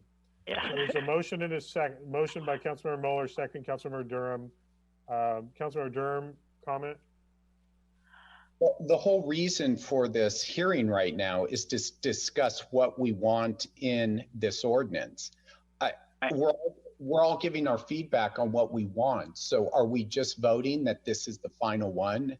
And I'm asking if the council wants to accept it as presented, or if not, then edits can be made. But yes, we want the Well, action, the direction we are giving today is to finalize the language that we want in the ordinance. And then we will ask about the ballot question. all right, but okay. I Do you second. have, so you seconded, but in your discussion, are you saying that there is language that you wanted modified in the No. ordinance? I'm just wondering if other council members want to modify it and we end up voting 3-2 or 4-1. I don't see what kind of message that sends out. We're either all for it or we're not. That's why I'm confused. Well, but that's not the way it works. If we have 3 members that vote one way, that's what the entire council action is. And yes, it certainly would be better that we could all agree on the language unanimously. I think we've talked around this language for 2 years, not completely in this ordinance, but we have wordsmithed this ordinance significantly. And to change wording back and forth to say the same thing, I think we're not really getting anywhere at this point. If there's real content that a council member wants modified or edited, that's completely appropriate. But if we're just trying to put our version of the same words in place, that's not helping. Councilor Durham?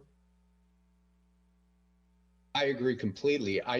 If we're putting this on the ballot, if we are moving forward as a council, I just hope there'd be a consensus. So that's just my opinion. So I've seconded this draft so far. And I agree that it would be a stronger presentation that we unanimously agree on the language. We don't have to unanimously agree on the yes or no vote of the ballot ordinance. You can say, yes, this is the ordinance we want presented to the voters, and still vote against it. That's perfectly acceptable. But we have to finalize the language. Vice Mayor Dorman. Thank you. This follows on what you, Mayor, and Councilmember Durham were saying. Obviously, from my discussion, I think it's pretty clear that there are some things that I don't really like about this language. But there are some things that I really do like about the language. So to me, right now, the vote on what's before us right now is we need to get something to our voters. So if you ask all 5 of us, we're probably all going to have some nits and picks, larger and smaller, that we would like to see changed in the ordinance language. To me, the important thing is where each of us stands on the ultimate question of, let's get this in front of our voters. So when I vote today, that's what my vote looks like. Is I'm voting to whether I like it or not, whether I think it's the best or not the best. That's beside the point. We need to move it forward to get it to our voters. And I just have one more comment. Go ahead. Again, the reason, well, we just had this discussion, we are not approving this ordinance tonight. We are sending this language that is draft tonight to us again on June 16th. So I agree. We hopefully will all feel the same way, depending on how we go tonight on June 16th. But it is not a done deal, and correct me if I'm wrong, Gary, until June 16th. We're just moving it one step forward.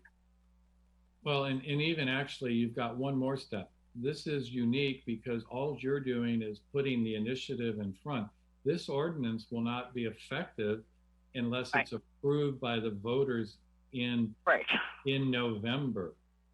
No, but I recognize what the vice mayor is saying is if there's some content that you feel strengthens what the entire council has been trying to get before the voters, then that's the kind of change we still need to discuss.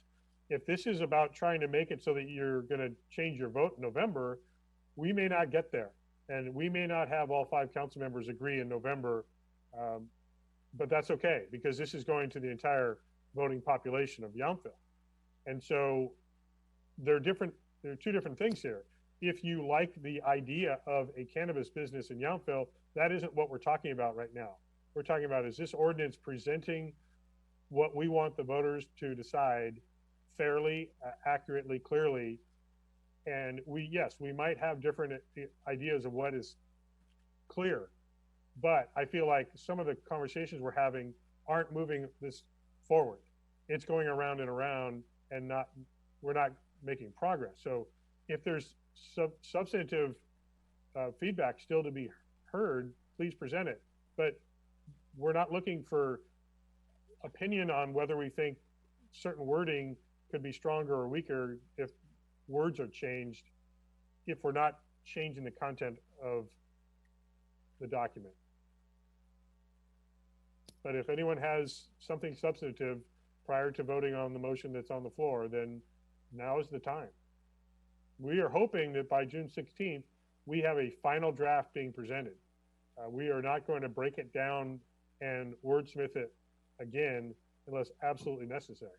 The presentation is meant to be the entire package, which included, as we discussed earlier, the schedule, the process for opposition, for proponent language, all of those things. So we have that component we haven't even addressed yet, and we will be doing that on the 16th as well. So it's final as we can get this ordinance today, right now, is what we're trying to get to.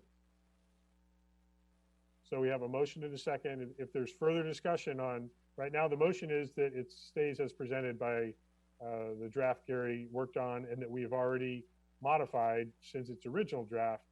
But is there any other content that the council feels is needing to be changed, modified, added, or subtracted?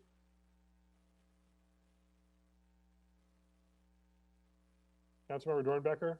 And did you say that on the 16th of June, we would have the opportunity to have the final say on this? Or is this our last chance to have our final say on the on the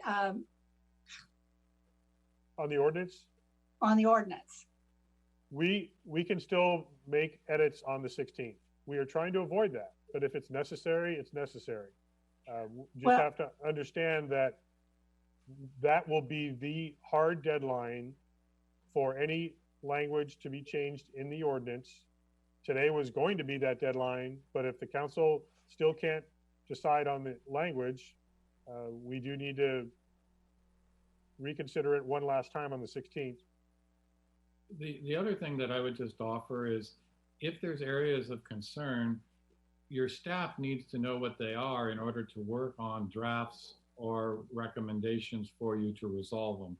So that is why I just echo the request is if there's something specific that you want us to work on or look at or evaluate, we need some understanding of what that might be. Well, I don't have anything specific at this time. I have realized that I have a problem between the Zoom meeting and Legistar on my iPad, because I went through it all on my iPad and made notes. And now I can't see them unless I go out of Zoom. So I'm going to have to figure that out. But nothing that I saw was worthy of holding this process back. So I think that we need to move forward because we must have this on the ballot. Thank you. That's appreciated. As I sit here with two different devices trying to do exactly what you were talking about, looking at notes on one, if you print out your note version and find something of substance that you want, feel free to reach out to Gary and or Steve for especially Gary, so he can evaluate the impact of anything that you may have missed bringing up here today. Is there any other conversation, discussion about this before I call for the roll call vote? We still need to discuss the ballot question after this vote.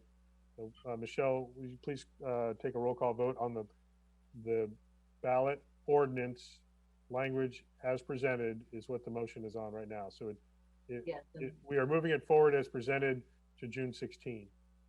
Yes, thank you. Councilmember Moeller. Yes. Councilmember Durham. Yes. Councilmember Dornbecker. Yes. Vice Mayor Dorman. Aye. Mayor Dunbar. Yes. Thank you. So we will move forward with this draft ordinance language for final consideration on the 16th. The ballot question, which is on the last page of the staff report, are there specific questions that still remain from the council, or is there action on the question? It sounded like there was still some discussion about the question itself. Correct, Mayor. And I think what you're hearing from the town attorney and I is we actually do think the inclusion of the word ongoing and deletion of the until voters otherwise decide. We think that may be a simpler, it takes away some potential of how a person may choose to read in what that until voters otherwise decide. Okay, so I'll just ask, hold on, Steve. Is there a head nod that everyone agrees to that? We're not finalizing the question. That one wording change? That one wording change, but we're not done talking about it. I'm just trying to get piecemeal through this right now, Councilmember Dornbecker. The presentation of the wording from Gary and Steve, council okay with that change, that specific change? Just a head nod is enough for now. It's not official. Okay. Yes, Steve. Now, is there other text that you wanted to present, and then I'll ask for council? I think Gary and I were trying to help you figure out how to phrase the one. And I mean, we hear you, and I'm going to have to, if it's not more than one, up to one, I really, this is where I think we do need to defer to Gary's legal expertise and what the requirements are. Could you put only one? Well, because what we're going back to is we're not guaranteeing that there will be one. And that's where the folks that have said, just say one, we're not guaranteeing one. If no application comes forward that we feel is appropriate, we're going to say 0. And if you guarantee one in the ballot question, you could argue that voters are saying, yeah, we definitely want one. And again, it's about allowing the council to have the authority to evaluate applications and make the decision for the appropriateness of an application. We guarantee maybe up to one might work better. Gary, I know that part of the challenge here is that this is kind of legalese, the wording. there's virtually no difference between up to one and no more than one, right? One word. Yeah, it was in trying to keep the word count down, but yes, I think up to one works as well. Okay, Councilmember Durham. I was just going to say, if you need to keep the word count down, can't you, allowing retail sale delivery, you can get rid of delivery. Delivery is an automatic part of a type 10 retail license. So if you need to play with words by deleting and adding something else, couldn't you get rid of delivery? It's just a suggestion. Yeah, so the reason why it's in there is that although it's allowed by the state license, the ordinance as drafted interplays with the town's current municipal code, which requires a separate permitting process for delivery. So although the state license would allow it, it still is a separate process, and technically could be only a storefront that does that. So that's why I had spelled it out, if that makes sense. I think we have more words now, though, because until voters decide otherwise is 4 words that have now turned into 1. We're not encouraging council to find 3 new words to put in here that I'm don't sorry, I help. didn't mean to open it up. Councilmember Dornbecker, I want to make sure that you had enough time to share your thought. I went to Gary, I think, quickly, and maybe you were still.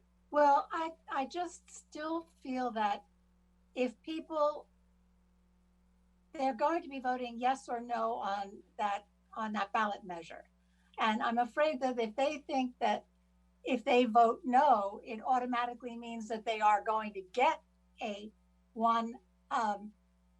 cannabis retail, that they're going to feel very unhappy and cheated by that. Do you understand what I'm saying, Gary? The opposite. Yeah, so I don't read it that way. What I would add, though, is the impartial analysis, which is going to be part of the voter materials, has a description at the end of a yes vote means this will happen, a no vote means this will happen. It's part of the impartial analysis that I'll draft, so that will be part of the voter information. Okay. Well, as long as you're explaining it, not in the ordinance itself, but in the explanation, I'll feel better about it, because that's what concerns me, that people won't vote against it or for it because they don't understand whether it means we will allow it or we won't. Okay. Well, welcome to California's initiative process, Councilmember Dornbecker. There are people that get paid a lot of money to make sure they try to be as explicit as possible, and the general public doesn't always agree with that. Yeah, and I don't know that they always read the explanations either, but. I don't see any other hands raised. Are there any other comments about the ballot question? We have the one change that has been unofficially agreed to, and the no more than one. As far as I'm concerned, it hasn't been changed. It's the same language, same meaning. So maybe we could just read the exact where we stand right at this moment, the language. The ballot question. Gary, do you want to read that, or I could read it if you don't have it in front of you? Yeah, so I understand the only change so far is the until voters decide otherwise has been changed, and ongoing has been placed earlier in that. Correct. So if you could read all the way through. Sure. Okay. Everybody, I just want to make sure everybody was clear. All right. Shall the measure authorizing no more than one cannabis retail business allowing retail sale, delivery, and/or on-site consumption of adult use cannabis in the town of Yountville, excluding residential zones, allowing the town to establish regulations and fees, requiring a use permit and conditions to operate, and permitting the town council to establish an ongoing general tax up to 3% of the business's gross receipts to raise between $30,000 and $100,000 annually be adopted. I think So, the ongoing I really like. Hold on just a second, Councilmember Mueller. Gary, I think we have a couple words that might be available to us now. Mm-hmm. Can we add, this goes to the 30 to 100,000 range. Can you say raise between and estimated? and add Yeah. those two words, and estimated. So there's no confusion about we're guaranteeing a minimum or maximum. That's good. I agree. So gross receipts to raise between an estimated 30,000 to 100,000 annually. And if somebody wants to argue what's estimated mean, then I'm sorry, Call me, I'll tell them. can't get any more explicit than that. And do we know for a fact that we're still within 75 words, Gary? It's going to be close, but yes, I think we are within because 4 turned into 1 and now you've added 2. So I think we're still within. It's like we're still -2. No, or 1. But anyway, we're Anyway, under 75. right. Okay, so any other comment on the ballot question, or is there a motion to be offered? I will give it a try that we move the current draft ballot question forward to our June 16th meeting, and it should include, it should delete the words "until voters decide otherwise." It should insert before 30,000 and estimated, and let's see, ongoing. Where does ongoing belong? Before general tax. Before the before the And- general tax. And ongoing general tax and estimated 30,000 and delete until voters decide otherwise. That's my motion. Thank you. Friendly amendment accepted. I'll second. Okay, a motion, Councilmember Mueller, second, Councilmember Durham. Quickly, Michelle, can you take a roll call vote? Yes. Councilmember Mueller, Yes. Councilmember Durham, Death by committee, yes.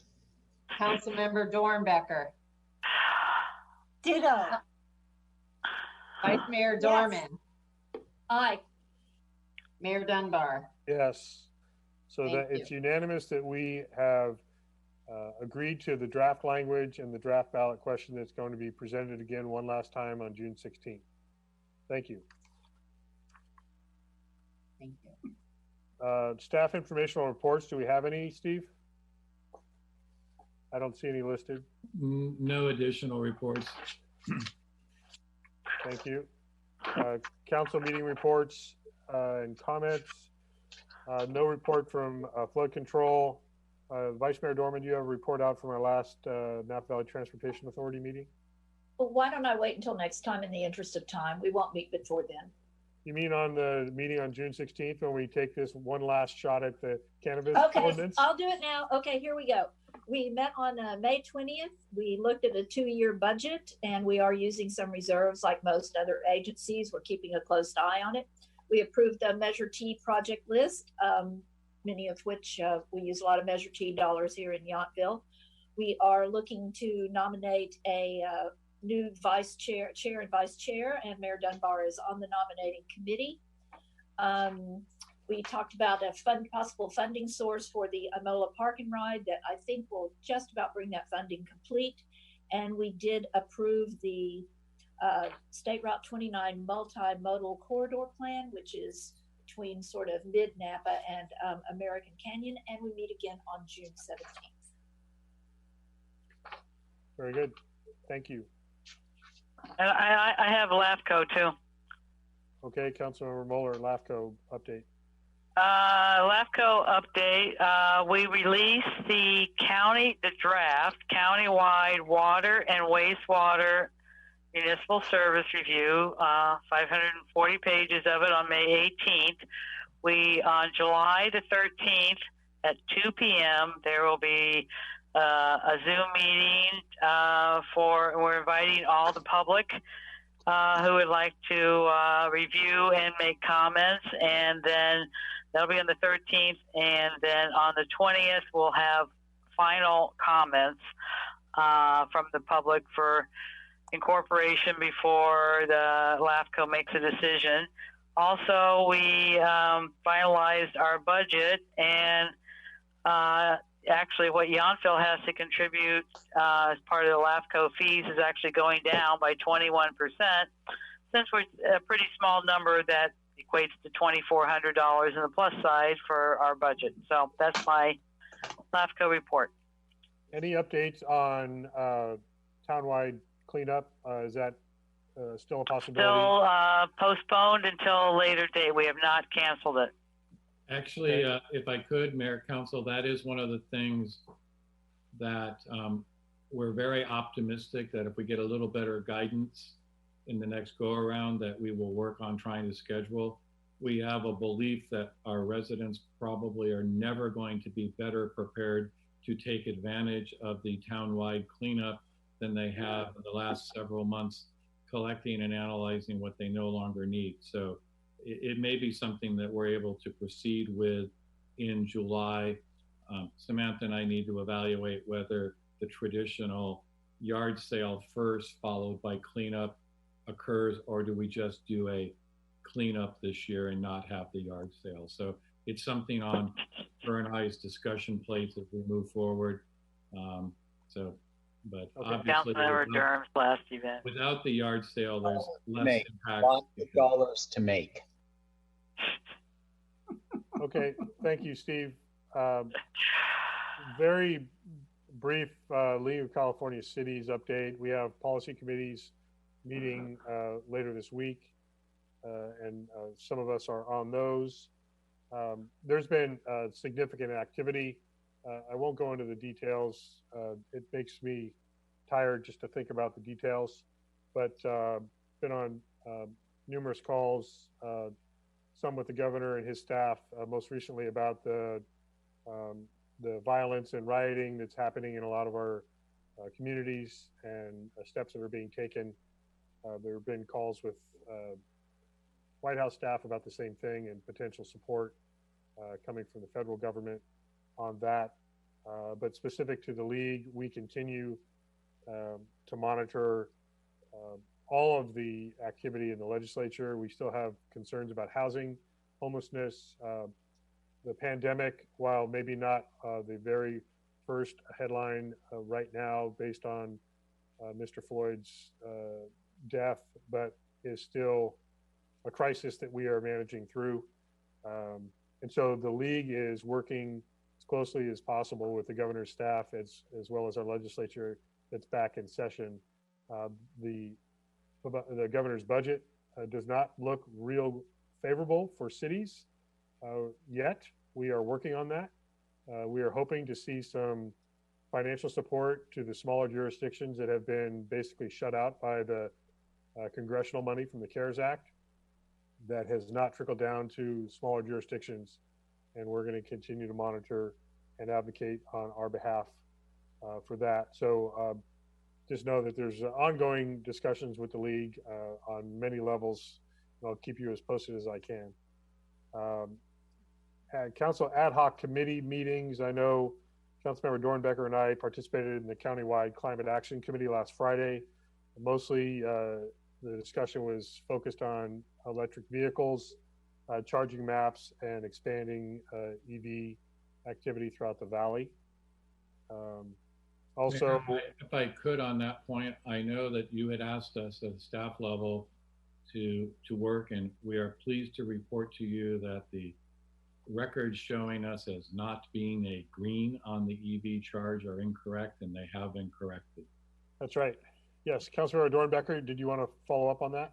Well, I wanted to ask a question about whether or not we have written the letter supporting the CARES money coming to smaller jurisdictions that we got a copy of from the league that we could then send out. So I just want to make sure that that went to the governor. Steve and I, we haven't sent it yet, but we're working on it. Thank you. Yes. Also, let's see, every Monday and Wednesday and Friday, Steve and I are on countywide calls with all the other mayors, members of the Board of Supervisors, public health staff, emergency response personnel related to COVID-19 testing, The testing is dramatically increased, which is a very positive thing, while the positivity rate has not increased significantly, which is also a very good thing. We are right about the time, 4 to 7 days, according to the state's public health officials, is kind of the sweet spot of symptoms showing. And that means we are about clear from the big Memorial Day weekend. That was a great concern for a lot of us with the influx of folks coming to visit or living here and just getting outside. We saw a lot more of our dine-in activity happening, but significantly a concern were the over 10,000 people visiting Lake Berryessa and a lot of activity there. So we're hoping that we don't see any notable increase in our positive testing based on that 3-day very hot weekend. And if we don't see that, then we are very encouraged that we can continue expanding our economic recovery and return. We're hoping very soon to see our hotel activity be permitted, as well as our wine tasting. And those are two of our critical revenue generators, as well as our social gathering opportunities, separated with face masks, properly distanced, all that stuff. But know that I and Steve and several of us are on regular communications about that. Other ad hoc, have there been any other ad hoc meetings that I am not remembering? Seeing no one. I want to get to Samantha, if you could offer up what's happening with our sculpture for Yountville Elementary, as well as our graduation happening at the end of this week. Absolutely. We took delivery of the metal sculpture today, which is very exciting. It is on its way. The pages are on its way tomorrow to the powder coating place in Fairfield to be colored and powder coated. We're currently working with one of our Art Walk artists, Carolyn Gamble. She's giving us help and instruction on how to best place the handprints and with what product. And so we're finalizing that plan with her. And then we will be sending out through Parent Square, which is what the school uses, a sign up for their parents to sign up for a time slot that they will come and place the handprint. So everything is in motion. I don't have a final timeline right now. It's based on when the powder coater can turn it around. So we're waiting to hear that before everything starts to fall into place, but it is well in motion. And then we're also collecting information for the interpretive panel. I've had quite a few things lent to me to scan and record for historical purposes and start to draft that as well. So at this point, we don't have a firm date for the final installation, but we will continue to update you on that. But as far as fundraising goes, I did get some additional donations over the weekend. We moved that money from the online into the account. So I'll actually, in this Friday's blurb, give you a pretty finite update on where we're at as far as fundraising, but I do anticipate that the general fund contribution for the sculpture to be well under $5,000 actually. So we've fundraised quite a bit of the money needed, which has been amazing. And all of those donors from the community will receive thank you letters from the Town of Yountville Community Foundation. Is there any other specific questions I can answer on that piece? So the roughly $18,000 estimate, did that include maintenance costs at all? It did not include ongoing maintenance. So we certainly want to continue to request additional donations, even if we do achieve that upfront cost, so that we can have some reserve money to maintain that sculpture. Yeah. And so the funding's all coming into the Town of Yountville Community Foundation, so that we would be able to hold that for future needs as we see them. Marita, did you have a question? Yeah, Sam, I was wondering, so this Friday though is when we're going to do the wave and car, cheering for the children, right? So, but yeah, so Go ahead. But we don't have any hope that the sculpture will be ready then. No. No, Okay. there's no way. No, Yeah, we're going to get to have communicated two that. celebrations. two celebrations. Yes. Okay, good. Yeah, so I'll go into that this Friday. So the last graduating class from Yountville Elementary School will have a drive-in graduation ceremony at 11. And the public is not encouraged or invited to that just because they really only have enough parking spaces there for the families. They get a parking space. The kid the student is called up and then gets their diploma, gets back in the car. So the public is not encouraged to come to that. But what we are encouraging is that residents line up or come out to Washington Street from Yount to California Drive with signs or waves. I want to say smiles, but we're encouraging people obviously to wear their face coverings. And so waving and signs is something that we really want to encourage. And so they anticipate the families leaving the drive-in graduation by 11:45. So if people want to be out between 11:30 and 11:45. And then Steve had a great idea and he shared it early on before we started the meeting, but we've also asked our CAL FIRE team here and our Napa County Sheriff and then our Public Works team with their light up trucks and horns to come out and kind of almost lead a parade as they leave town for the last time there as their graduating students. So obviously very emotional for everybody, but we want to make sure these kids and families know how much we've treasured them here. So hopefully we'll have a good turnout. Yeah. Are we, two things, are we blocking traffic? And part two of the question is, are you encouraging people to be on one side of the street or the other, or both work fine? Yeah, both sides I think would be fine, and we are not blocking traffic. It'll just be a slow moving caravan out to California and then they'll be on their way. So traffic won't be technically blocked, but they will be led by CAL FIRE with Public Works leading behind, so kind of keeping them in a group as we move. And so we might want to encourage, maybe we make a note out on Nextdoor and our normal platforms to suggest residents that want to get out of town quicker, go to the Madison option and not the California. Yeah, so this all developed today, so we can definitely message that out. There will be a couple different messages. One, I think, will be the invitations for the residents to come out and join and celebrate and wave. And the other will be a traffic advisory saying, look out for this delay between 11:30 and 12:15. Good. Any other details, Samantha? No, I think that's it. I know that the principal and the fifth grade teacher were really, really excited to have the town say that, you know, we want to do this. So it's been very exciting. And also just to point out, I don't know if you've seen them, but Napa Valley Unified School District designed the banners. There's one in front of the community center and one at the entrance of town to also acknowledge all of our graduating seniors in the district. So we've had those up for a couple weeks as well. So thank you. And wearing your other hat is DJ Holland. I wanted to just mention how the Art Sip and Stroll Happy Hour concert and special presentation went. Speaking of banners, maybe you let folks know that those community banners are up at the community center also.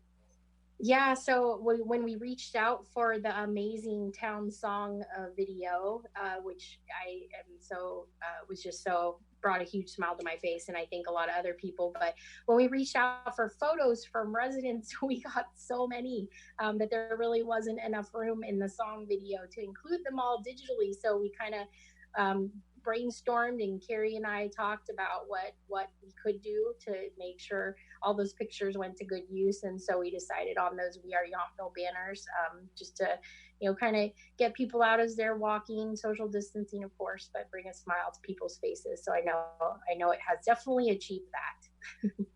Very, very much so. Yes, Councilmember Dornbecker.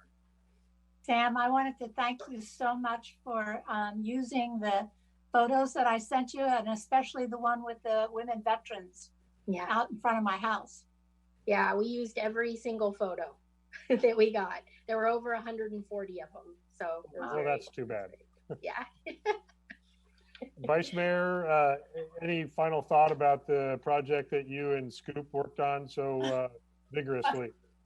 Amazing Well, project. Well, thank you. It was very fun, and honestly, could not have done it without Sam and so many. I mean, really, Devin and I were just in our Barca loungers, and it came to us it would be fun to do. But everybody else took the laboring oar. Thank you to everybody, and please, if you haven't seen it, let me know, and I will send you the link because it's pretty funny. And you know what? I will say, this plus the banners, it makes us so Yountville. I love so much about us, but I love this part about us. So thank you, Yountville. And Tim and Noel, again, residents who did an amazing job with production of the video. Really, yeah, good job. The production maybe even better than some of the performances. I'm talking about myself at the very end. That's me.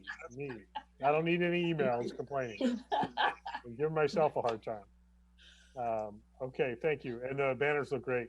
Really nice splash of faces and color at the community center. Good time to have it up. Very good time to have it up. Yeah. Any other announcements, comments from council? I did want to recognize, it seems like it was so long ago now, because we were not able to go up to the Veterans Home like we always have in the past for Memorial Day.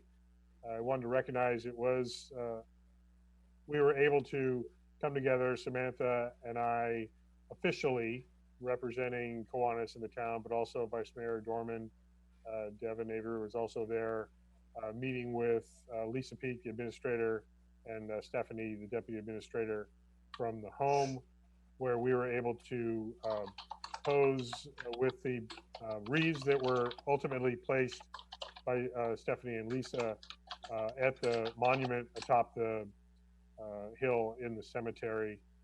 I know a lot of us were disappointed we could not join in that annual honoring the same way that we have in the past, but there was still the appropriate recognition of our fallen heroes.